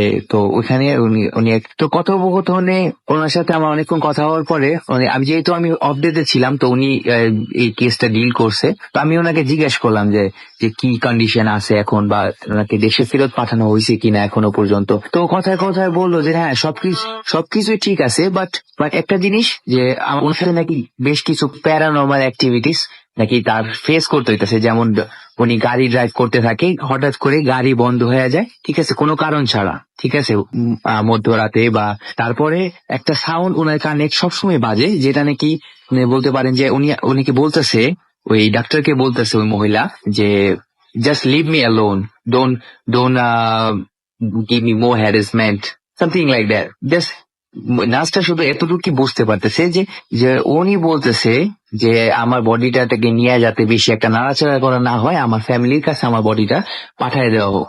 এটা হচ্ছে গিয়ে দ্বিতীয় এক্সপিরিয়েন্স। তো আমি আমার ঘটনার সাথে ব্যাপারটা মিলিয়ে দেখার চেষ্টা করলাম, তো কিছুই হয় নাই। যাই হোক, তারপরের 3 দিন 4 দিন পরের ঘটনা সেটা, আমি যখন নাকি ওই রুমটার মধ্যে আমার যাইতে হয়, যেহেতু ওই রুমটা ভ্যাকেন্ট ছিল, তো আমি গেছি রুমটার মধ্যে। তো এক সময় আমি দেখলাম যে বাহিরে আমাদের পুরো ভিলাটাই একটা গ্লাস দিয়ে বানানো। সো বাইরে আর ভিলার পিছন থেকে শুরু কইরা প্রায় 12 থেকে 15 কিলোমিটার এরিয়া বিস্তৃত, শুধুমাত্র শুধু জঙ্গল। এরপরে ভর্তিতে আবার সমুদ্র। তো এর মাঝখানে আর কিছু নাই, জঙ্গল ছাড়া। ভিলার পিছন থেকে জঙ্গল শুরু। তো আমি দেখলাম যে কেউ একজন, ঠিক আছে, তো উনি লাইট নিয়ে কিছু একটা খোঁজার চেষ্টা করতেছে। তো আমার কাছে ব্যাপারটা এত রাত্রের বেলা, প্রায় তখন বাজে ভাই 12:30 কি 1টা বাজে তখন। তো তখন আমি এত রাত্রের বেলা কে টর্চ লাইট নিয়ে এখানে ঘুরতেছে, সিকিউরিটি তো আসার কথা না এখানে। তো পরবর্তীতে আমি রুম থেকে বের হইতেই নাই, আমি আবার ব্যাক করছি আমার রুমে, আই মিন দ্য ভিলাতে। তখন দেখলাম যে ওই লোকটা আবারও, ঠিক আছে, একটা মহিলা আকৃতি, ঠিক আছে, আমি একটু বুঝতে পারতেছি সে মহিলা, বা কি খুঁজতেছে আমি জানি না। তো ওইখানে গেছি, ওইখানে যাওয়ার পরে আবার বের হয়েছি আমি। তো আমি তার সাথে সাথে সিকিউরিটিকে কল দিছি। সিকিউরিটি কল দেওয়ার পরে তারা এখানে আসার পরে কেউ কিছুই নাই। তো ওই দিন ওইখান থেকে আমরা চলে যাই সবাই। তো তারপরের দিন দুপুরবেলা, তো আমার কাছে একটু ব্যতিক্রম লাগে। তো আমি সিকিউরিটিকে বলি যে তুমি একটু এখানে যাও, যা দেখো এখানে কি আছে। আর ওই লোকটা কি বা খুঁজতেছিল, যদি হয়তোবা পায়ের কোনো ছাপ টাপ থাকতে পারে। তো জঙ্গলের মধ্যে এরকম ভাবে স্বাভাবিকভাবে মানুষ আসা তো এটা কোনো স্বাভাবিক ব্যাপার না। তো তারা এখানে যায়, যাওয়ার পরে সেখান থেকে পাওয়া যায় ওই যে মহিলা ছিল ওই মহিলার একটা লকেট, যেটার মধ্যে নাকি তার ছেলের আর তার মেয়ের ছবি ছিল। এটাই অস্বাভাবিক ব্যাপার যে ওই লকেটটা ওইখানে আর জঙ্গলে কিভাবে গেল, বা উনি কি মৃত্যুর আগে কি উনি কি ওইখানে ছুঁড়ে ফেলছিল নাকি, সেটা আমরা এখনো জানি না। তো আমরা এটা পুলিশের কাছে হস্তান্তর করি সবকিছু এভরিথিং। তো এখনো পর্যন্ত তো মাঝে মধ্যেই এরকম কিছু আমরা দেখি যে কিছু একটা জঙ্গলের মধ্যে হাঁটাহাঁটি করতেছে, বা ভিলার ভিতরেও হাঁটাহাঁটি করে। ঠিক আছে, যখন নাকি ভিলাটা ভ্যাকেন্ট থাকে নর্মালি আমরা বাইরে থেকে শুনতে পাই যে কেউ সুইমিং পুলে গোসল করতেছে, বা যখন নাকি আমরা ভিতরে আসি তো এখানে কিছুই নাই। তো আমরা পাই যে পানি নড়াচড়া করতেছে, বাট এখানে কি আছে বা কিছুই নাই। সো আমাদের ডোরগুলো সবকিছু ম্যাগনেটিক লক।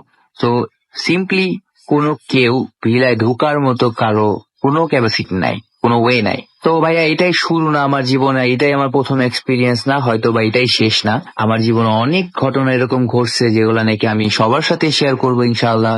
যখন নাকি আমি দেশে ফিরবো অবশ্যই চেষ্টা করবো ভূত এফএম টিমের সাথে সরাসরি ভাবে যদি সবাইকে আমার ঘটনাগুলো শেয়ার করতে পারি তখন আরো ভালো লাগবে। থ্যাংক ইউ রাসেল ভাই, এটা ছিল আমার আজকের মতো ঘটনা। তো আমি যেহেতু আরো 4টা হোটেলে কাজ করছি এর আগে, সব জায়গারই মোটামুটি ভয়াবহ ঘটনা আমার জানা আছে, আমার এক্সপিরিয়েন্স করা আছে। তো ইনশাল্লাহ দেখা হবে। আজকের মতো আল্লাহ হাফিজ। Root FM, the night comes alive with Grammingphone.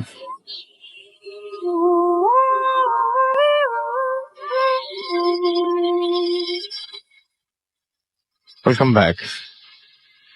আবারও ফিরে এলাম আমি রাসেল। শুনছেন সব সময় রেডিও 48.4 FM।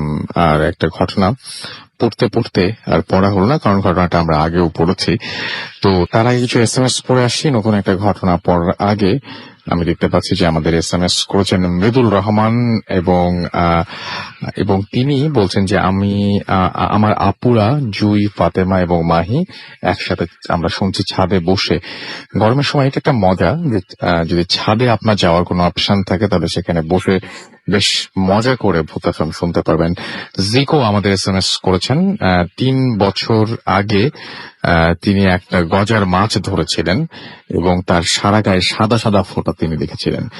আমাদেরকে এছাড়াও নারায়ণগঞ্জ থেকে দিন ইসলাম SMS করেছেন এবং তিনি বলছেন যে তারা একটা অন্ধকার রুমে শুনছেন। মুনতাসির এবং তার ওয়াইফ ঐশী ভূত এফএমের সাথে আছেন এবং নববর্ষের শুভেচ্ছা জানিয়েছেন সবাইকে। সুপ্ত ময়মনসিং থেকে লিখেছেন যে ভূত FM is always something special and ভূত এফএম অসম, তাই তিনি লিখেছেন অনেক স্টোরিগুলো খুব ইন্টারেস্টিং। ময়মনসিং থেকে লিখেছেন আপন খান খুলনা থেকে লিখেছেন যে স্টোরিটা অসম, যেটা এখন প্লে করা হলো আর কি, সম্ভবত সেটা কথা বলছেন। মোস্তাক বেইলি রোড থেকে লিখেছেন তার বেবি মাহিশা এবং তার ওয়াইফ প্রজাপতি তারা সবাই একসাথে শুনছেন। দীপু রাজশাহী ইউনিভার্সিটি থেকে লিখছেন শুভ নববর্ষ, আজকে স্বপ্নে তিনি দেখেছেন। আচ্ছা আমাকে দেখেছেন, আপনি কি আমাকে কোনোদিন আসলে এর আগে দেখেছেন? না দেখলে কিভাবে দেখলেন আমি ঠিক জানি না। অ্যাডভোকেট অপু আমাদের লিখেছেন রুমি, অনিক, অর্পণ, জিম, জোহা তারা আমাদের সাথে আছেন এবং সুব্রত আমাদের সাথে রয়েছেন ঈশ্বরগঞ্জ থেকে।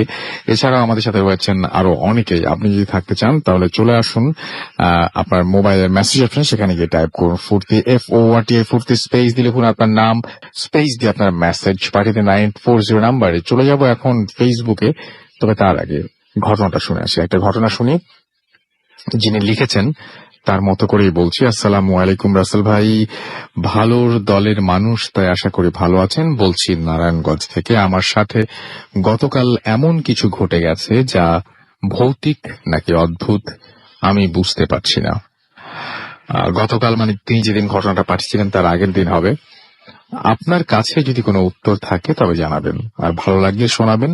আমি ঘটনায় চলে যাই। আমি দেওভোগ হাজি উজির আলী উচ্চ বিদ্যালয়ে 2010 ব্যাচের ছাত্রী। আমাদের এক বন্ধুর ব্লাড ক্যান্সার ধরা পড়ে এবং আর্থিক অবস্থা ভালো না থাকায় আমরা বন্ধুরা মিলে ঠিক করলাম যে নারায়ণগঞ্জের সকল স্কুল থেকে ওর জন্য আমরা চাঁদা তুলব।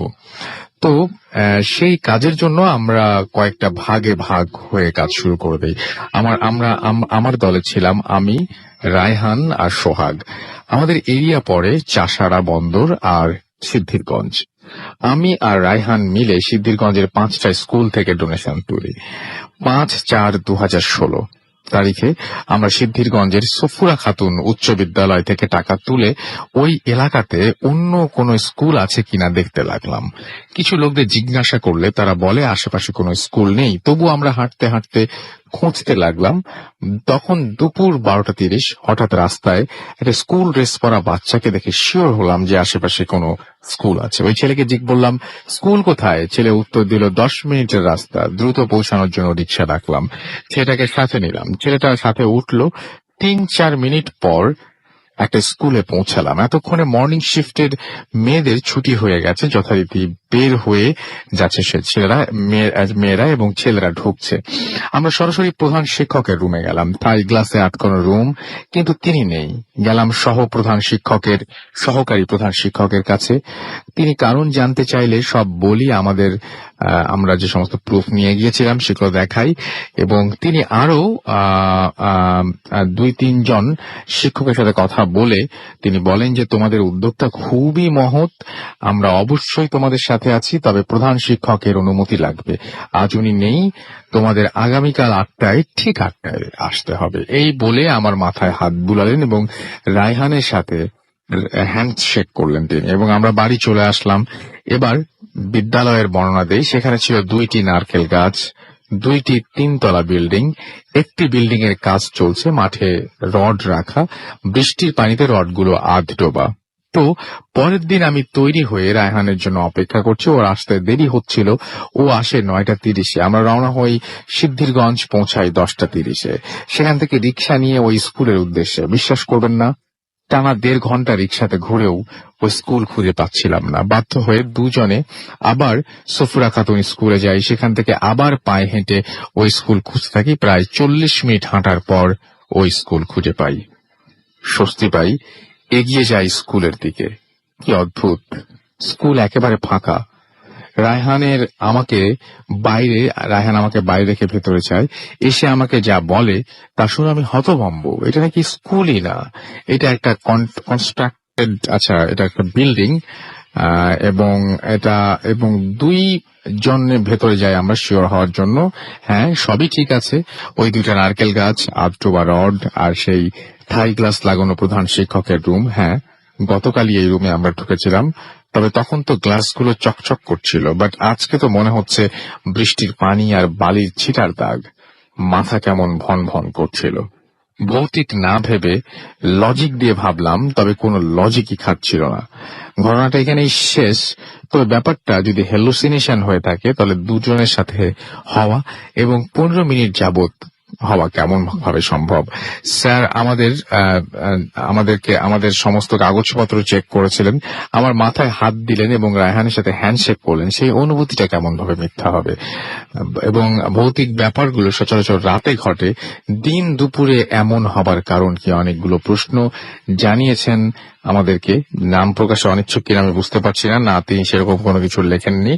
সুতরাং আমি আপনার নাম বলে দিতে পারি, এবং আপনার নামটা হচ্ছে ইমা জাহান, কাশিমপুর আমবাগান, নারায়ণগঞ্জ থেকে তিনি লিখেছেন এবং আমাদেরকে সেখান থেকে তিনি ঘটনাটা পাঠিয়েছেন। আপনাদের কাছে যদি এটা কোনো ব্যাখ্যা থাকে, বা আপনারা যদি নারায়ণগঞ্জের এই স্কুলটা চেনেন, বা উনি যেটা বলছেন তার সাথে যদি কোনো কিছু থাকে, আমাদেরকে জানাবেন। কারণ উনি আমাদের এই কোশ্চেন করেছেন, আমরাও নিরুপায় আপনাদের মতামত বা আপনাদের কাছ থেকে উত্তর না পাওয়া পর্যন্ত। সুতরাং আমাদেরকে অবশ্যই জানিয়ে দিবেন যদি আপনাদের কাছে কোনো উত্তর থাকে। আরো একবার জানিয়ে দিই, আমাদের SMS পাঠাতে হলে মোবাইলের মেসেজ অপশনে গিয়ে টাইপ করতে হবে ফুর্তি, স্পেস দিয়ে লিখতে হবে আপনার নাম, স্পেস দিয়ে আপনার মেসেজ পাঠিয়ে দিতে হবে 9840 নাম্বারে। আমাদেরকে ইমেল করতে হলে আমাদের ইমেল অ্যাড্রেস হচ্ছে bhutfm@radiofurti.fm, which is bhwtfm@radiofurti.fm। আপনার নাম, ঠিকানা এবং ফোন নাম্বার সহ আপনার জীবনে ঘটে যাওয়া বা আপনার জানা সেরা ঘটনা লিখে পাঠিয়ে দিন আমাদের কাছে। ঘটনার শুরুতে অবশ্যই উল্লেখ করুন যেটা আপনি স্টুডিওতে এসে শেয়ার করতে চান, নাকি চান যে আপনার ঘটনা আমরা পড়ে শোনাই। আর যারা আমাদের ফেসবুক পেজগুলো ভিজিট করতে চান, দেখতে চান কারা আমাদের সাথে আজকে পার্টিসিপেট করেছেন এবং কারা আজকে এই মানে আপনাদের ঘটনাগুলো শোনাচ্ছেন, তাহলে চলে যেতে পারেন আমাদের ফেসবুকের পেজে www.facebook.com/bhutfm.russell RUSSELL। আর যারা আমাদের রেডিও ফুর্তির পেজটা ভিজিট করতে চান এবং সেখানে পোস্ট দিতে চান, জানাতে চান যে কোন ঘটনা কেমন লাগছে, কি অবস্থা, তাহলে আপনারা চলে যান। এই প্রশ্ন করতেই ভয় লাগে আমার মাঝে মাঝে।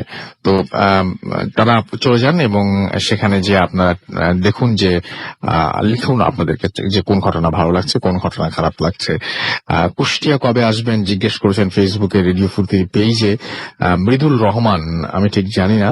রিমন রাফি আমাদের লিখেছেন এবং তার কাছে বেশ ভয়ই লাগছে বোঝা যাচ্ছে তার লেখাটা পড়ে। সোহেল জমাদার আমাদের SMS করেছেন, না ফেসবুকে কমেন্ট করেছেন এবং তিনি ভূত এফএম পছন্দ করেন সেটা জানিয়েছেন। আনসার আহমেদ লিখেছেন একা একা শুনছি, অনেক ভয় লাগছে। শান শিবলু আমাদের এখানে লিখেছেন নারায়ণগঞ্জের ঘটনাটা জোশ, থ্যাংক ইউ ভূত এফএম। এছাড়াও নাসিরুজ্জামান লিখেছেন যে ভূত এফএম শুনে তিনি মজা পাচ্ছেন না। ওকে, ভূত এফএম কি কখনো মজার ছিল? আমার তো মনে পড়ে না। আপনি মজার থাকলে কোনো একটা কমেডি রিলেটেড কোনো কিছু দেখে ফেলতে পারেন। মিস্টার বিন দেখতে পারেন আপনি। আফান সাওয়ারি আম্মান আমাদের সাথে লিখেছেন যে ভাইয়া গ্রামের ঘটনাগুলো খুব ভালো লাগে। এছাড়া আমাদেরকে এমডি আনামুল হক লিখেছেন ভাই দারুণ লাগছে। সুলতান আমাদের এখানে লিখেছেন। এছাড়া আমাদের এখানে লিখেছেন দেখতে পাচ্ছি ওয়াহেদ আহমেদ। এছাড়া আমাদের এখানে লিখেছেন মৃদুল রহমান আবারও লিখেছেন। আমাদের এখানে লিখছেন সঞ্জিদা আফরিন প্রিয়াঙ্কা। এছাড়াও সুজন কুমার ভৌমিক আমাদের সাথে আছেন, আমাদের সাথে রয়েছেন দেখতে পাচ্ছি তাজমির একান্ত সহ আরো অনেকে। আমরা চলে যাব ঘটনায় এবং ঘটনার পরে আবারও ফিরে আসবো। ইন দ্য মিন টাইম আপনারা SMS করতে এবং ফেসবুকে কমেন্ট করতে ভুলবেন না। এবং আপনাদের কাছ থেকে আমরা আসলে মতামত আশা করি যে কোন ঘটনাটা ভালো লাগছে, কোন ঘটনাটা ভালো লাগছে না, কেন ভালো লাগছে না সেটাও আপনি লিখে দিতে পারেন, কারণ আপনার মতামত অত্যন্ত মূল্যবান। এবং আপনি যখন বলেন যে এই ঘটনাটা ভালো হলো না, তার মানে আপনি জানেন যে ভূত এফএম এর চাইতে ভালো ঘটনা শোনানো হয় এবং এর চাইতে ভালো ঘটনা শোনা সম্ভব। সো আমরা এটাকে অ্যাপ্রিসিয়েট করি। আচ্ছা, চলে যাই আপনার ঘটনায়। আপনার নামটা একটু প্লিজ বলবেন এবং আপনি কোথা থেকে আসছেন সেটা যদি আমাকে একটু কাইন্ডলি বলতেন। হ্যালো লিসেনার, আমি শরীফুল ইসলাম সেতু, আমি দক্ষিণখান থেকে আসছি। আচ্ছা, শুনি আপনার ঘটনা। আমি সরাসরি আমার ঘটনায় চলে যাচ্ছি। ঘটনাটা আসলে ঘটে আমার নানার সাথে। নানার বাড়ি চট্টগ্রাম সন্দ্বীপে। তো ঘটনাটা প্রায় আজ থেকে 40 থেকে 50 বছর আগের ঘটনা। নানা ভাইয়া তখন সবে মাত্র কলেজে পড়ে। তো পড়ালেখার পাশাপাশি নানা ভাইয়া তখন গ্রামের এক মঞ্চ নাটকে কাজ করতেন।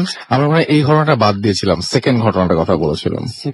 হ্যাঁ, প্রথম ঘটনাটা আমরা বাদ দিয়েছিলাম। সেকেন্ড ঘটনাটা আমি সরাসরি ঘটনায় চলে যাচ্ছি। ঘটনাটা আসলে আমার ওয়াইফ যখন জন্মগ্রহণ করেন, তো আমার শাশুড়ি হসপিটালে ছিলেন। তো তার সেবার জন্য আমার নানি শাশুড়ি সেখানে ছিল।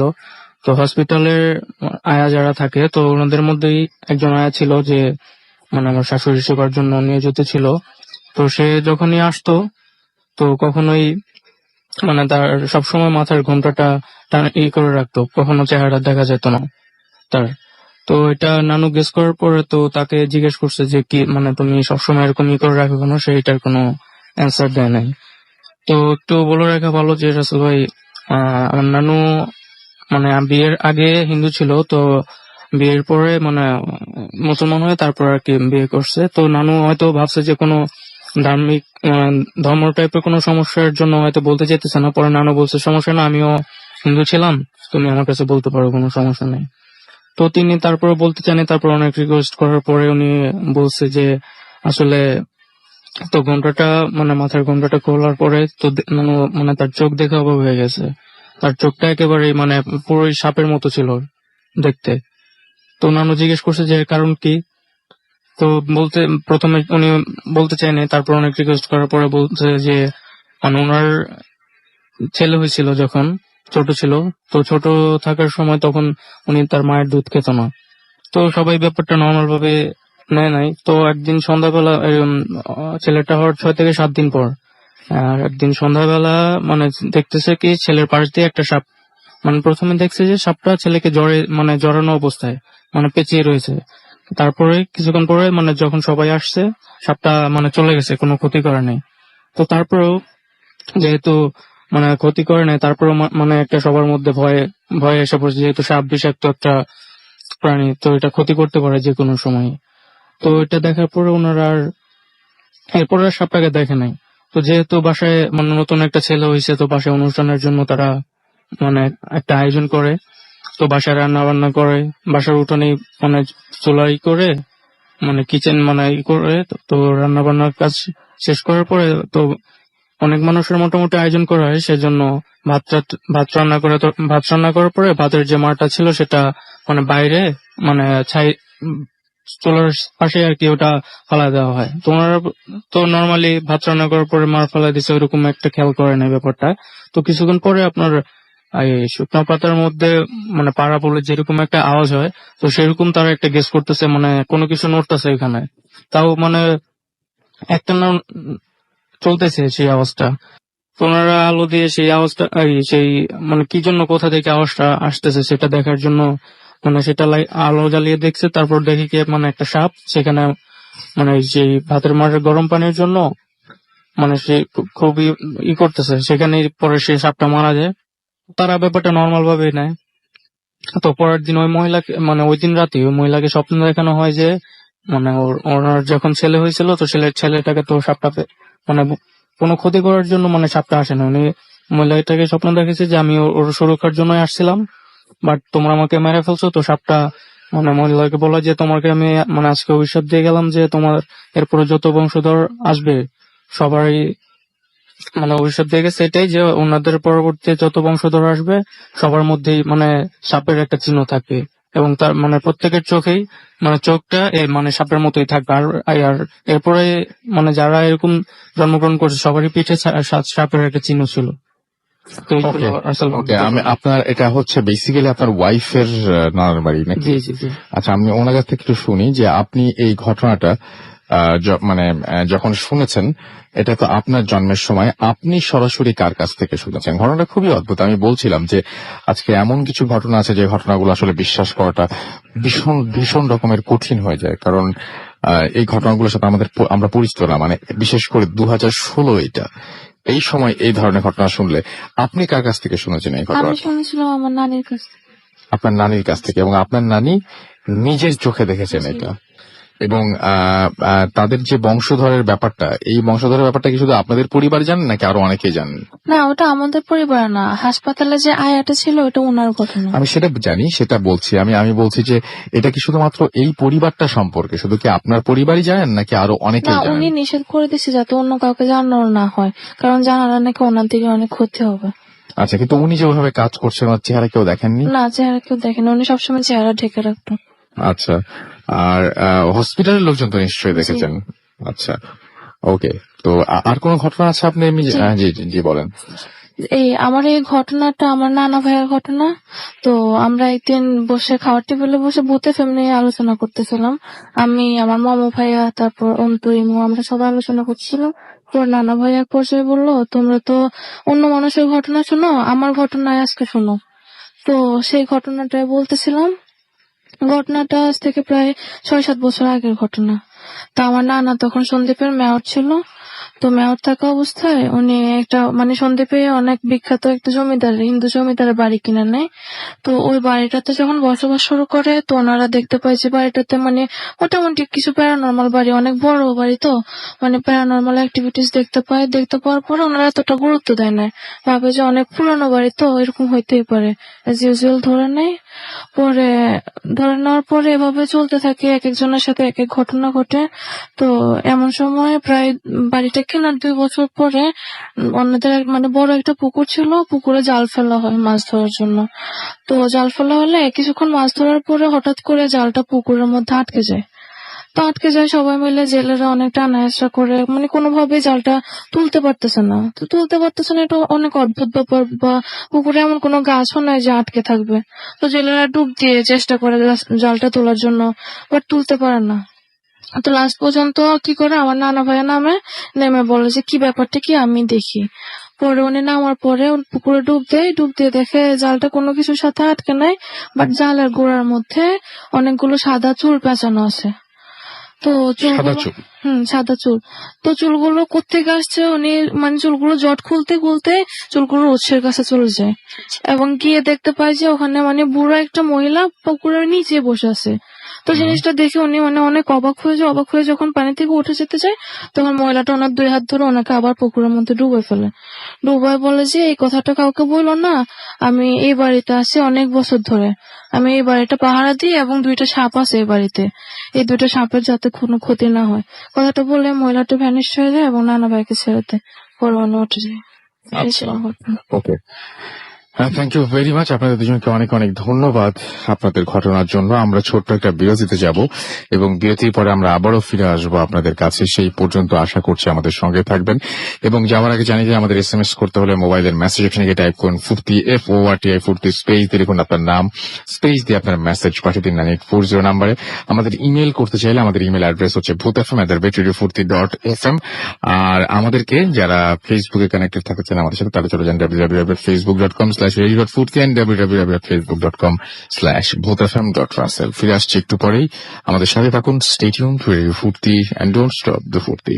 Night comes alive with gramophone.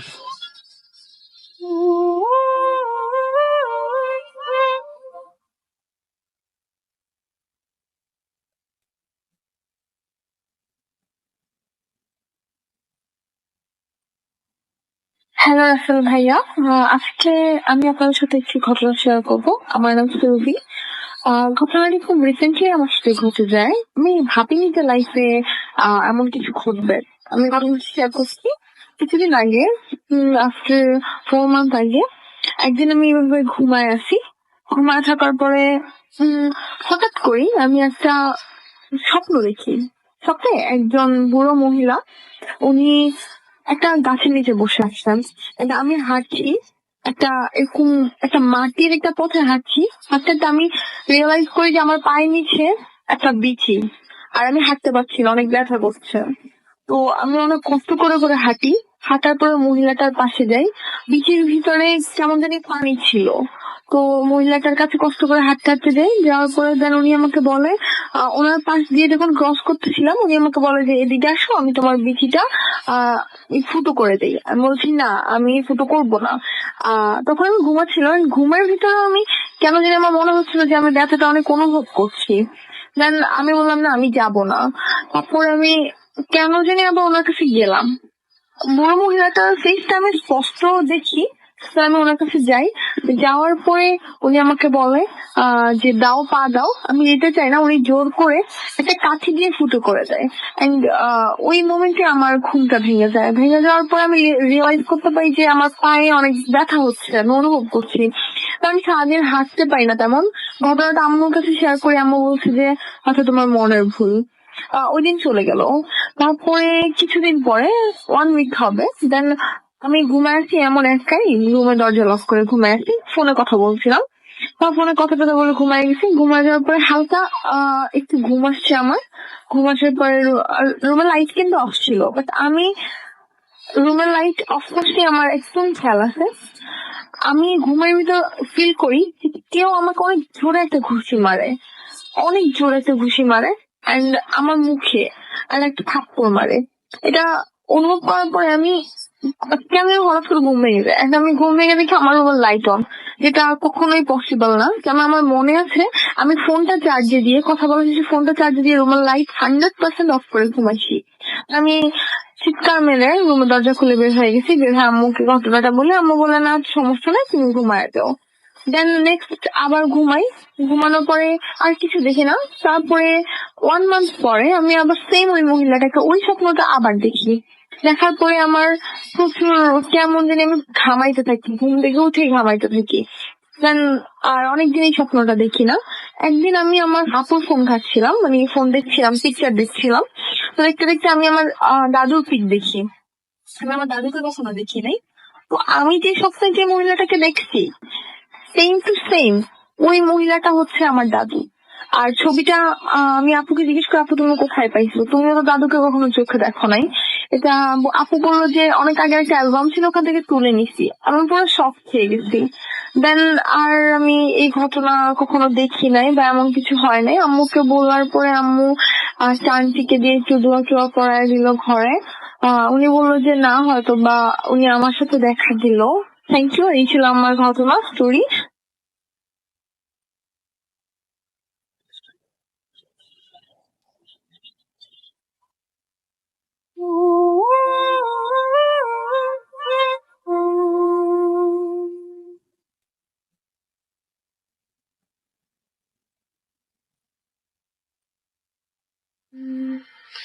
Yes, the night comes alive with গ্রামীণ ফোন শুনছেন সব সময় রেডিও 43.2 FM রাস্তাল আছি সাথে।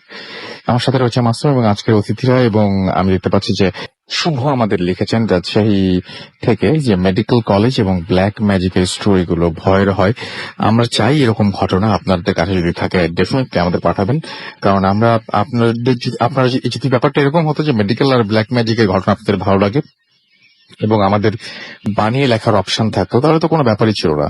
আপনারা যেরকম যেরকম ঘটনা চাইতেন আমরা সেরকম কিছু লেখক রাখতাম আমাদের এই প্যানেলে, এবং সেই লেখকরা লোমহর্ষক সেই সমস্ত ঘটনা লিখে দিতেন আর আমি জাস্ট পড়ে যেতাম বা আমাদের এখানে কেউ কেউ পারফর্ম করতো। কিন্তু সেটা তো হয় না।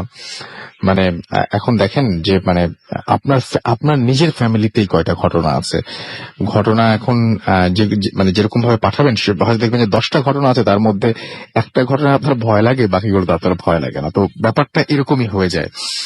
রুবেল আমাদের এসএমএস করেছেন আদিব নারায়ণগঞ্জ থেকে। কিছু স্টোরি আমার জানা আছে, পাঠিয়ে দিন আমাদের কাছে, অপেক্ষায় থাকবো আপনার ঘটনা। রূপক আমাদের কুমিল্লা থেকে লিখেছেন। এছাড়া আমাদেরকে জাওয়াদ এবং উমর আমাদের লিখেছেন যে ফার্স্ট যে স্টোরিটা সেটা অনেক ভালো ছিল। অনেক মল্লিক আমাদের সাথে লিখেছেন, আপনার মতামতের জন্য অনেক ধন্যবাদ। আমাদেরকে তিমাত এসএমএস করেছেন। তাবা আমাদের মণিপুর থেকে এসএমএস করেছেন এবং তিনি বলছেন লিসনিং, এনজয়িং, লাভিং। আমাদেরকে আরিফ এবং তার থ্যাংক ইউ তাবা। আমাদেরকে আরিফ এবং তার ওয়াইফ রুম্পা আমাদের সাথে আছেন, আমাদের সাথে রয়েছেন। দেখতে পাচ্ছি যে এছাড়াও ইশরাত, এছাড়াও ভূত এফএম শিউলি ফ্রম সিলেট আমাদের সাথে রয়েছেন। নাইম আমাদের সাথে আছেন। এছাড়া আমাদের সাথে রয়েছেন দেখতে পাচ্ছি ডক্টর সারোয়ার মিরপুর থেকে, এবং আমাদেরকে বলেছেন যে লাস্ট মেলটা একটু শোনার মতো। এবং আমাদেরকে দেখতে পাচ্ছি যে ইমতিয়াজ চাঁদপুর থেকে এসএমএস করেছেন। সালমান আমাদেরকে লিখেছেন যে আজকে তার কাছে বেশ ভালো লাগছে। ওকে, আজকে আমাদেরকে সুক্তি এসএমএস করেছেন আমাদেরকে মামুন। আজকের ঘটনাগুলো বেশ একটু অন্যরকম, মানে অবিশ্বাস্য ঘটনা সব। আমি এরকম ঘটনা আসলে মানে আমার কাছেও বিশ্বাস করতে খুব কষ্ট হয়। এরকম ধরনের কিছু কিছু ঘটনা আজকে আমরা শুনেছি আর কি। তো যাই হোক, আপনার আমাদের সাথে একটা নতুন আরো একজন অতিথি আছেন, আমি একটু পরিচয় করে দিই আপনার সাথে। আপনার নামটা প্লিজ একটু বলবেন এবং আপনি একটু জানান আমাদেরকে যে আপনি কোথা থেকে এসেছেন। থ্যাংক ইউ রাসেল ভাই, আমি জয় মহাখালী থেকে। শুনি আপনার ঘটনা। আপনার হোম ডিস্ট্রিক্ট কোথায়? আমার হোম ডিস্ট্রিক্ট ভাইয়া আমি ঢাকাতেই থাকি, আমার হোম ডিস্ট্রিক্ট এটাই। ওকে, আপনার ঘটনায় যায়। তো ভাইয়া আমি যে ঘটনাটা বলবো সেই ঘটনাটা 2010 সালে যখন আমি এসএসসি এক্সাম দেই, তখন যখন আমি এসএসসি রেজাল্টের জন্য ওয়েট করতেছি তখন আমার সাথে এই ঘটনা ঘটে। তো ঘটনা বলার আগে আমি বলে নেই যে আমাদের ঘরে আমরা পরিবার, আমি এবং আমার মা আর বাবা, আর কেউ নেই। তো এখন যখন ঘটনাটা ঘটে তখন হচ্ছে দিনটা ছিল রবিবার। এফএম এ গান শোনার পর আমি ঘুমানোর জন্য যখন শুলাম তখন হঠাৎ করে আমি দেখি কি যে আমাদের যে আলমারিটা, স্টিলের আলমারির মধ্যে দুটো আলো, সাদা আলো দুটোর আকার হবে ঠিক ক্যারাম বোর্ডের সাইজের মতো। তো আমি এই আলোটা কোথা থেকে আসছে তার উৎস খোঁজার জন্য বিপরীত দিকে যখন তাকাই তখন দেখি এটা কোথা থেকে আসছে এটা বোঝাই যাচ্ছে না, যে কোথাও উৎসই নেই। তো যখন আমি এটা দেখলাম তখন আমি আবার আলোর দিকে তাকালাম, দেখলাম যে আলোগুলো এলোপাতারি ভাবে খেলা করছে বা আলমারির মধ্যে ঘোরাঘুরি করছে। তো আমি একটু ঘাবড়ে যাই, কিন্তু ওরকম ভয় পাই না। হঠাৎ করে আলো দুটো অদৃশ্য হয়ে যায়। এ দেখে আমি আরো একটু ঘাবড়ে যাই, তবে ভাবলাম যে এটা হয়তো আমার মনের ভুল হতে পারে। এই ভেবে আমি আবার ঘুমানোর জন্য চেষ্টা করতেছি। তো আমি কাত হয়ে ঘুমানোর জন্য চেষ্টা করতেছি, এমন সময় হঠাৎ করে আমাদের ঘরের আলমারিতে ছোট্ট আলমারিতে আওয়াজ হয়, যেমন আপনি যদি হাত দিয়ে একটু টাচ করেন আলমারির গ্লাসকে, তো তখন যেভাবে আওয়াজটা আসে সেই আওয়াজটা। তো আমি আমার মোবাইলের আলো দিয়ে, ডিসপ্লের আলো দিয়ে যতটুকু সম্ভব দেখার চেষ্টা করি যে আসলে এটা আওয়াজটা কি জন্য আসে। তো দেখলাম এখানে কোনো ইঁদুর বা বিড়াল বা কোনো মানুষই নেই, তো আওয়াজটা তো আসার কথা না। বাট আমি যাই হোক, আমি ভাবলাম যে হয়তো বা কোনোভাবে বাতাসে বা কোনোভাবে হয়েছে। তো আমি আবার ঘুমানোর জন্য চেষ্টা করতেছি, হঠাৎ করে শুনতে পাচ্ছি যে তখন আমার কাছে আওয়াজ আসছে যে আমি যে বিছানাতে শুয়ে আছি, বিছানার কিনার দিয়ে কেউ একজন হাত রাখছে। তো হাতে একবার আমার পাশে আমার কাছাকাছি আসতেছে, আবার আমার কাছ থেকে দূরে হাতড়ে হাতড়ে চলে যাচ্ছে। তো এই আওয়াজটা পেয়ে আমি একটু ভাবলাম যে হয়তো চোর হতে পারে। কিন্তু রাসেল ভাই, যদি চোর হয়, চোর তো একবার বা দুইবার করার কথা, 4-5 বার তো এই আসা যাওয়া করার কথা না। আমার 4-5 বার তো আওয়াজ আসার কথা না। তো আমি যখন এটা ভাবতেছি, তখন হঠাৎ করে তো আমি আমার পাশ চেঞ্জ করলাম। পাশ চেঞ্জ করার পর তো আওয়াজটা যখন আমার কাছাকাছি আসার পর আমি আমার হাত দিয়ে থাবা দিয়ে ধরার চেষ্টা করি। তো যখন আমি ধরি, তখন অবাক বিষয় যে আমি প্রায় ছোট 4টা কি 3টা আঙুলগুলো 1.5 থেকে 2 বছরের বাচ্চার হতে হবে এরকমই। তো হাতগুলো এত ঠান্ডা রাসেল ভাই, মনে হচ্ছে যে ফ্রিজের ডিপ থেকে বের করে আনা হয়েছে। আর সাথে সাথে এমন এক টান দিল যে আমাদের ঘরের পশ্চিম পাশে যে জানালাটা ছিল ওইটার দিকে এমন ভাবে টান দিল যে আমি ওই হাতের সাথে ছিটকে মনে হলো যে আমি উড়ে গিয়ে আমাদের খাটের স্ট্যান্ডের সাথে বাড়ি খেলাম। বাড়ি খাওয়ার পর আমি বিছানায় পড়ে গেলাম, পরে বাউন্স খেয়ে আবার বসে পড়লাম। তখন আমি কে বলে জোরে জোরে চিৎকার করতে থাকলাম। আর আমার বাবা মা এসে লাইট জ্বালিয়ে দেখলো যে ঘরে কেউ নেই। দরজা চেক করলো, দরজা বন্ধ। তো আমাকে জিজ্ঞাসা করতেছে কি হয়েছে। তখন আমার বলার কোনো শক্তি ছিল না। তো তখন আমি কে বলে চিৎকার করতে থাকলাম। তো আম্মু তখন আমাকে 1 গ্লাস পানি দিল। পানি দেওয়ার পর কিছুটা পরিস্থিতি যখন স্বাভাবিক হলো, তখন আমি সব খুলে বললাম। আর রাসেল ভাই, এরপর আমি প্রায় 6 থেকে 7 মাস মা বাবার মাঝখানে ঘুমাইছি, খুব ভয়ে ছিলাম। এই ছিল আমার ঘটনা রাসেল ভাই। অনেক ধন্যবাদ আপনাকে আপনার ঘটনার জন্য। আমরা আমাদের পরবর্তী ঘটনায় যাব। এই ঘটনাটা অবশ্যই আমি পড়ে শোনাবো, এবং এটা আমাদের একটা ইমেল, এবং সেই ইমেলটা অনেক কষ্ট করে আমরা মাঝে মাঝে কিছু ইমেল ছেড়ে দেই। সেই ইমেলটাই আমি পড়ছি, যে এরকম ঘটনা আপনারা শুনতে চেয়েছিলেন। এই জন্য আপনাদের বলি যে আপনারা একটু বেশি আমাদের সঙ্গে থাকুন এবং আমাদেরকে জানিয়ে দিন যে কোন ধরনের ঘটনাগুলো আপনাদের শুনতে বেশি ভালো লাগে, যাতে আমরাও সেই ধরনের ঘটনাগুলো আপনাদের জন্য খুঁজে বের করতে পারি বা সিলেক্ট করার সময় যেন মাথায় রাখে। লিখছেন আমাদেরকে হৃদয় কুমার বোসপাড়া মেহেরপুর থেকে, এবং তার ঘটনা আমরা পড়ে শোনাবো। শুরুতেই ভূত এফএম টিমকে খুলনায় ওয়েলকাম জানাচ্ছি। আচ্ছা, বেশ আগের মেল বলেছিলাম, সুতরাং যখন আমরা খুলনায় গিয়েছিলাম তখনকার ঘটনা এটা। হ্যালো রাসেল ভাই, কেমন আছেন? আমি হৃদয় মেহেরপুর থেকে বলছি। আমি এর আগেও স্টোরি পাঠিয়েছি, কিন্তু সেগুলি মনোনীত হয়নি। যাই হোক, আমি আবারও একটা কালেক্ট করা ঘটনা পাঠালাম, ভালো লাগলে শোনাবেন। ঘটনাটি যার সাথে ঘটে তিনি একজন ডাক্তার, তার নাম ডক্টর রেজা। এটা তার নিজের সাথে ঘটে যাওয়া ঘটনা। তার অনুমতি না পাওয়ার জন্য আমি অ্যাড্রেস লিখতে পারলাম না। ঘটনাটি ডাক্তার রেজার মুখ থেকে আমি যেভাবে শুনেছিলাম সেইভাবে বলে যাব। 2008 সালের ঘটনা। আমি তখন নতুন জয়েন করেছি, সময়টা ছিল নভেম্বরের শুরুর দিকে। তবে শীতকালের আগমন ঘটেছে যশোরের একটি হসপিটাল আমি জয়েন করি, এবং ঘটনাটি মূলত ওই হসপিটাল কেন্দ্রিক। সরকারি চাকরি, ফ্যামিলি সহ কোয়ার্টারে থাকি। জায়গাটাও মন্দ না, আমি মন দিয়ে কাজ করছি। ডিউটি শেষ করে বাসায় চলে যাই। বেশ চলছিল আমার কর্মব্যস্ত জীবন, কিন্তু একদিন ওই হসপিটালের সাথে আমার এমন ভয়ানক একটা ঘটনা ঘটলো যা আমার জীবনকে দুর্বিষহ করে তুললো। দিনটি ছিল শনিবার, এবং আমার সেদিন নাইট ডিউটি ছিল। রাত 10টার দিকে আমাদের হসপিটালে একটা লাশ আসে, এবং যশোর পুলিশ বিভাগের তত্ত্বাবধানে পোস্টমর্টমের জন্য লাশটিকে এই হাসপাতালে নিয়ে আসা হয়। তখন কেবলমাত্র আমি এবং আমার সাথে আরো কয়েকজন ডাক্তার ছিলেন। লাশটাকে মর্গে নিয়ে আসা হয়। আমি এবং আমার সহকারী ডাক্তাররা পোস্টমর্টম করি। লাশটাকে সাদা কাপড়ে মোড়ানো ছিল, এবং আমরা লাশটাকে দেখিয়ে একটু ভয় পেয়ে যাই। লাশটা দেখতে খুব বীভৎস ছিল। মনে হচ্ছিল কেউ তাকে খুব খারাপ ভাবে খুন করেছে, মুখে আঘাত করে ছিন্ন ভিন্ন করে তার উপর কিছু একটা মানে সেটা পুড়িয়ে দেওয়ার জন্য কোন একটা কেমিক্যাল ঢেলে দিয়েছে, অ্যাসিড সম্ভবত সেটা ঢেলে দিয়েছে, এবং সেটা শনাক্ত করা যাতে না যায়। তাছাড়া সারা শরীরে ছোট বড় আঘাতের চিহ্ন। যা হোক, আমরা আমাদের কাজ শুরু করলাম, কাজ প্রায় শেষ, সেলাই হয়ে আসছিল, হঠাৎ রুমে লাইট অফ হয়ে গেল। আমরা একটু ঘাবড়ে গেলাম, দ্রুত বের হয়ে আসলাম, করিডোর দিয়ে বের হয়ে আসছি, হঠাৎ পেছনে একটা চিৎকার শুনতে পেলাম। সাথে সাথে পিছনে ফিরে তাকালাম, তখনই হসপিটালের জেনারেটর চালু হয়ে গেল। আমার সেই সহকারী ডক্টর আমার পেছনে ছিলেন, কিন্তু পিছনে তাকিয়ে দেখতে পেলাম না। ইমার্জেন্সি পাওয়ার ব্যাকআপ সিস্টেমের মৃদু আবছা আলোতে পুরো করিডোরটাই আমাদের কাছে হন্টেড লাগছিল। আমি আবার ফিরে গেলাম মর্গে, দরজার বাইরে এসে দাঁড়ালাম। একটা বাজে গন্ধ নাকে এসে ধাক্কা মারলো।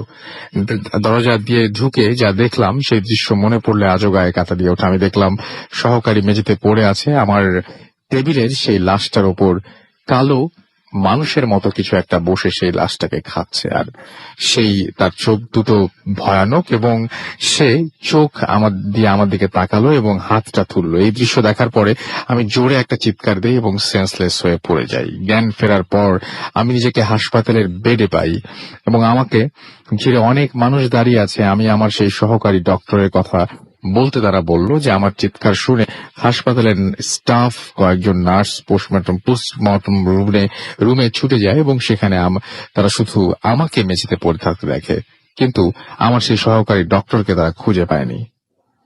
আমার সেই সহকারী ডক্টরকে খুঁজে পাওয়া যায়। পরে আমি এক হুজুরের সাথে এই ব্যাপারটা নিয়ে কথা বলি। সবসময় তিনি যা বলেন, আমি ওই দিন মর্গে যে জিনিসটা দেখেছিলাম সেটা খুব খারাপ একটা পিশাচ, যেটা আমাদের মারার জন্য পিছু নিয়েছিল। সম্ভবত ওই পিশাচটাই আমাদের ওই সহকারী ডক্টরের সাথে খুব খারাপ কিছু একটা করেছে। এরপর ওই বুজুর্গ লোকটি আমাকে ওই হাসপাতাল ছেড়ে দেবার পরামর্শ দেন। এই ঘটনার পর আমি চাকরি ছেড়ে দেই। এই ছিল ঘটনা। রাসেল ভাই, পড়ে ভালো লাগলে পড়ে শোনাবেন। Goodbye. এটা লিখেছেন আমাদেরকে। আমি আরো একবার নামটা আপনাদের একটু কাইন্ডলি বলে দিই, এবং তিনি হচ্ছেন আমাদেরকে এখানে ফোন নাম্বারও দিয়েছেন, হৃদয় কুমার, বোসপাড়া, মেহেরপুর থেকে এই ঘটনাটি আমাদেরকে পাঠিয়েছেন। থ্যাংক ইউ ভেরি মাচ আপনার ঘটনার জন্য। আমরা চলে যাব আবারও একটু SMS এ, দেখি যে SMS এ তারা কি লিখছেন। অতুল আমাদের লিখেছেন এবং তিনি বলছেন তিনি অনেক সিক, প্রে করতে বলেছেন, এবং আমাদেরকে শুভ বাসা থেকে লিখেছে, রাসেল ভাই স্টোরি তো অনেক আছে, বাট মেল বক্সের প্রবলেম থাকার জন্য ইমেল করতে পারছি না। আমি ঠিক বুঝিনি মেল বক্সের প্রবলেমটা কি, এটা আমি বুঝতে পারলাম না। আনলাকি মিজান আমাদের লিখছেন, সেকেন্ড স্টোরিটা জোস ছিল। আমাদেরকে তুষ্পা কল্যাণপুর থেকে লিখেছেন, কেমন আছেন রাসেল ভাই? আমি আচ্ছা, হাই রাসেল, কেমন আছো? বাই দ্য ওয়ে, আমি আজকে একটা আগুনের গোলা দেখেছি আকাশে উঠছে। এইটা কি খারাপ কিছু? আমি এক একজন আসলে এক এক ভাবে ব্যাখ্যা করেন, এবং এই যে জিনিসটা আপনি দেখেছেন বলছেন, এই জিনিসটা অনেকে অনেক রকম ভাবে দেখেছেন এবং অনেকেই অনেক ভাবে দেখেছেন, এবং এটা ভূত ফিল্মে অনেকে এসে শেয়ার করেছেন। এটা অনেকে বলেন যে এটা নাকি জিন দের কারসাজি, আমি জানি না, বাট আমি যেটা শুনেছি সেটুকুই আমি বললাম, কারণ আমি অতটা জ্ঞান রাখি না, আমার ভেতর অতটা জ্ঞান নেই যেটা আমি ব্যাখ্যা করবো, বাট আমি যেটা শুনেছি সেটা আপনাকে জানালাম। আরো মানে যদি বিস্তারিত জানতে চান তাহলে আমাদের এখানে যখন এক্সপার্টরা আসেন তাদেরকে জিজ্ঞেস করে ডেফিনেটলি আমি চেষ্টা করবো আপনার এই প্রশ্নের উত্তর দেওয়ার। আমাদেরকে ইব্রাহিম ঢাকা থেকে লিখেছেন, বিউটিফুল স্টোরি ইমতিয়াজ মাহাতা, আমাদেরকে সৌদি আরবের কিছু স্টোরি আছে, কি করে পাঠাবো? এতদিন পরে যদি এই প্রশ্ন করতে হয়, 6 বছর হতে যাচ্ছে ভূত এফএমের, ইমেল করে পাঠাবেন। ইমেল করে আমরা এখন সবাই জানি। আর আমি দেখি যে অনেকের ফেসবুক আছে, তারপরে তিনি লেখেন, ভাইয়া আমার তো কোনো ইমেল অ্যাড্রেস নাই, কি করে ঘটনা পাঠাবো? ফেসবুকে লিখছেন এটা।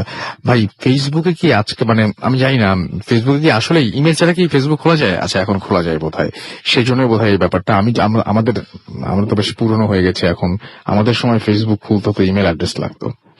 ইমতিয়াজ আমাদেরকে লিখেছেন এবং আমাদেরকে দেখতে পাচ্ছি ইব্রাহিম আমাদেরকে লিখেছেন, শাহিন মিরাবাজার থেকে আমাদের এখানে লিখেছেন, এছাড়াও ময়মনসিং থেকে আমাদের এখানে লিখেছেন, ডক্টর সারোয়ার মোহাম্মদপুর থেকে লিখেছেন লাশের গল্পটা তার কাছে বিশ্বাসযোগ্য মনে হয়নি। নর্মালি আচ্ছা নর্মালি তিনি বলছেন যে রাত বিরাতে নর্মালি পোস্টমর্টম হয় না। আচ্ছা রাত বিরাতে আর হচ্ছে তিনি বলছেন যে তিনি একটা ব্যাখ্যা দিয়েছেন। থ্যাংক ইউ আপনার ব্যাখ্যার জন্য। আপনি যদি আমাদেরকে ইমেল করেন তাহলে আরো বেশি সুবিধা হয়, আমরা সেটা ফরওয়ার্ড করতে পারি আমাদেরকে যে ভাইয়া ঘটনা পাঠিয়েছেন তাকে। আমাদেরকে আপন খান খুলনা থেকে লিখেছেন যে হসপিটালের স্টোরিটা অনেক ভালো লাগলো। চঞ্চল যশোর থেকে লিখেছেন ব্যাপারটা ভালোই লাগে এবং তিনিও যশোরের, এবং তিনি বলছেন যে কোন হসপিটাল এটা নাকি তিনি বুঝতে পারছেন, ইমাজিন করতে পারছেন। আচ্ছা তার মানে কি ঘটনাটা সত্যি? আমাদের ডক্টর সারোয়ার কিন্তু অন্য কথা বলছেন। আমাদেরকে এছাড়াও রফিজা এসএমএস করেছেন আমাদেরকে শাহিদ রংপুর থেকে, আমাদেরকে এছাড়াও দেখতে পাচ্ছি রিদম এসএমএস করেছেন এবং আমাদেরকে এসএমএস তিনি বলছেন অনেক ভয় লাগছে, এখন থেকে হসপিটালে যাবো কিভাবে? হসপিটালে তো যেতে আপনার কোনো সমস্যা নেই, আপনার তো আর লাশ কাটতে হবে না, নাকি আপনি ডাক্তার? তাহলে অবশ্য অন্য কথা। ডাক্তারদের অবশ্য লাশ কাটতে ভয় লাগে বলে আমার বিশ্বাস হয় না। আমার মনে হয় মানে এখানে অনেকেই ডাক্তাররা আসেন, আমি যতজনকে জিজ্ঞেস করেছি বিশেষ করে আমি যখন বরিশালে গিয়ে আমরা যখন আমাদের সেই ডোম ভাইদেরকে জিজ্ঞেস করেছিলাম যে আপনাদের ভয় লাগে কিনা, তারা কিন্তু এক বাক্যে বলেছিলেন ভয় লাগে না। যাই হোক, আমরা ফিরে আসছি আবারও একটা ছোট্ট বিরতির পরে। সেই পর্যন্ত আমাদের সঙ্গেই থাকুন। স্টে টিউন টু রেডিও ফুর্তি এন্ড ডোন্ট স্টপ দ্য ফুর্তি FM. The night comes alive.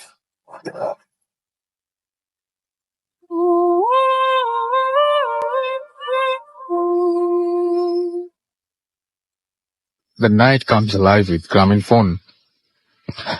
আমরা দেখতে পাচ্ছি যে আশিক লিখেছেন যে মর্গের ঘটনাগুলো অনেক বরাবরই ভালো হয়, এটা ফেসবুকে লিখছেন। এছাড়াও রবি শশী রয় আজিমপুর থেকে লিখেছেন যে তার বেলা 2টায় তার অনার্স সেকেন্ড ইয়ার এক্সাম, দোয়া করতে বলেছেন। ডেফিনেটলি দোয়া করব আমাদেরকে। এছাড়াও তনয় এসএমএস এখানে লিখেছেন ফেসবুকে আমাদেরকে। মাহজাবিন ইসলাম শান্তা লিখেছেন যে মাথা ব্যথা করছে তার এই মুহূর্তে। আপনি মাথা ব্যথার থেকে কনসেন্ট্রেট না করে আপনি যদি একটু ভূত ফিল্ম দিকে কনসেন্ট্রেট করেন হয়তো উপকার হতে পারে। এটা আমি বুঝেই বললাম। কিন্তু আমাদেরকে এছাড়াও হসপিটাল স্টোরি অনেক ভালো লাগলো। আমাদের এটা লিখেছেন হচ্ছে, নাম আমি পড়বো না, ফেসবুকের নামগুলো একটু একটু যখন ভূতশ্রমের জন্য করবেন তখন নামগুলো একটু ঠিক মতো লিখলে খুব ভালো হয়। হাসিব আমাদেরকে লিখেছেন যে হাসপাতালটা, আচ্ছা তিনি যে ঘটনাটা বললাম আমরা মর্গের, সেই হাসপাতালটার একটা নাম দিয়েছেন, সেটা আমি পড়বো না, তবে আপনারা যারা ফেসবুকে যাবেন তারা ডেফিনেটলি পড়তে পারবেন। চলে যাচ্ছি আমরা আমাদের আজকের শেষ ঘটনায়। আপনার নামটা একটু বলবেন। আপনি পাবনা থেকে এসেছেন এটুকু আমার মনে আছে, নামটা বলে তারপরে আপনার ঘটনা শুরু করুন। আমি আব্দুল্লাহ মাহমুদ পাবনা থেকে। যে এই ঘটনাটি আমার এক আঙ্কেল আমার সাথে শেয়ার করেছিল যে আঙ্কেলের ওয়াইফের আর কি এক সময় কিডনির সমস্যা হয় এবং তিনি তার ওয়াইফকে ঢাকা মানে সনাতন হসপিটালে ভর্তি করার পরে তাকে সাততলা মহিলা কেবিনে রাখা হয় এবং তার টেক কেয়ারের জন্য আঙ্কেল ওখানে থাকে। তো এই হসপিটালের নিয়ম ছিল যে রাত 8টার পরে কখনো মহিলা কেবিনে কখনো কোনো পুরুষ থাকতে পারবে না। সো ওখান থেকে মানে ওখানে যারা দূর থেকে আসে তারা ওই হাসপাতালের কেবিনের সামনের বারান্দায় কিছু অংশে আর কি বিছানা পেতে রাত যাপন করে। তো আঙ্কেলও দুটো কাঁথা জোগাড় করে বারান্দায় একদম শেষ প্রান্তে যায়, মানে কাঁথাটা বিছায় ওখানে শুলে মানে একটু শুয়ে নিলেন আর কি। কিন্তু তার ঘুম আসতেছিল না। তো তিনি চিন্তা করলেন যে একটু বাইরে যেয়ে একটু চা নাস্তা করে এসে তারপর একটু বিশ্রাম করি। তো তিনি একটু হসপিটাল বাইরে গেলেন, বাইরে গেলে চা নাস্তা সেরে আসলেন এবং আসার সময় দেখলেন যে তার বিছানার পাশে একটা বৃদ্ধ লোক বসে আছেন এবং খুব মন মরা অবস্থায় বসে আছেন। তো আঙ্কেল দেখি একটু অবাক হলেন এবং তার বয়সে যেহেতু একটু বড় ছিল তিনি বললেন, আঙ্কেল কোনো সমস্যা নাকি, এখানে বসে আছেন কেন? তো উনি লোকটি বললেন, দেখো বাবা, গরিব মানুষের কোনো দাম নেই। কেন তুমি একথা বলছেন কেন? তুমি বলছো যে দেখো আজ টাকার অভাবে আমার স্ত্রীর চিকিৎসা হতেছে না। তো এই কথা বলতে বলতে উনারা দুজন আর কি একটু গল্প করলেন। গল্প করতে করতে রাত তখন প্রায় 1টা পার হয়ে গেছে। তো আঙ্কেল দেখলেন যে রাত অনেক হয়ে গেছে, কালকে আবার সকালে উঠতে হবে। তো আঙ্কেলকে বলে, আঙ্কেল রাত তো অনেক হয়ে গেছে, আপনি কি এখানে থাকবেন নাকি যাবেন? লোকটি তখন বলল যে তুমি শুয়ে পড়ো, আমি চলে যাচ্ছি। এই কথা বলে তিনি আসলে মানে দাঁড়ায় গেলেন, দাঁড়ায় আঙ্কেল দিক মুসকি একটা হাসি দিলেন আর কি। এবং সেই হাসিটার মধ্যে আর কি অনেক বুক ফাটা কষ্ট ছিল আর কি। তো এই হাসিটা মাঝে মাঝে তারপর যা ঘটলো তা মানে আঙ্কেল এখন বিশ্বাস করতে পারে না যে লোকটি 7 তলা থেকে নিচে ঝাঁপ দিল আর কি। এবং তিনি তো পুরো হতবাক যে এটা কি হলো। তিনি তার দৌড়ে নিচে তাকালেন, দেখলেন যে নিচে লোকটি পড়ে আছে। তো দৌড়িয়ে তিনি তাড়াতাড়ি নিচে গেলেন, নিচে যাবে এবং নিচে যা দেখেন যে কোনো কেউ নাই। তো তিনি পাগলের মতো তন্ন তন্ন করে খুঁজতে থাকলেন, কিন্তু কাউকে কিছু দেখতে পেলেন না। এবং তাকে খোঁজাখুঁজি দেখার পরে ওই হসপিটালের একটি বয় তাকে জিজ্ঞেস করলেন, ভাই এখানে কি খুঁজছেন? তো তখন তিনি সব ঘটনা তাকে খুলে বললেন, এবং খুলে বলার পরে তিনি বললেন, ও ভাইয়া আপনিও দেখছেন কি? আঙ্কেল বললেন,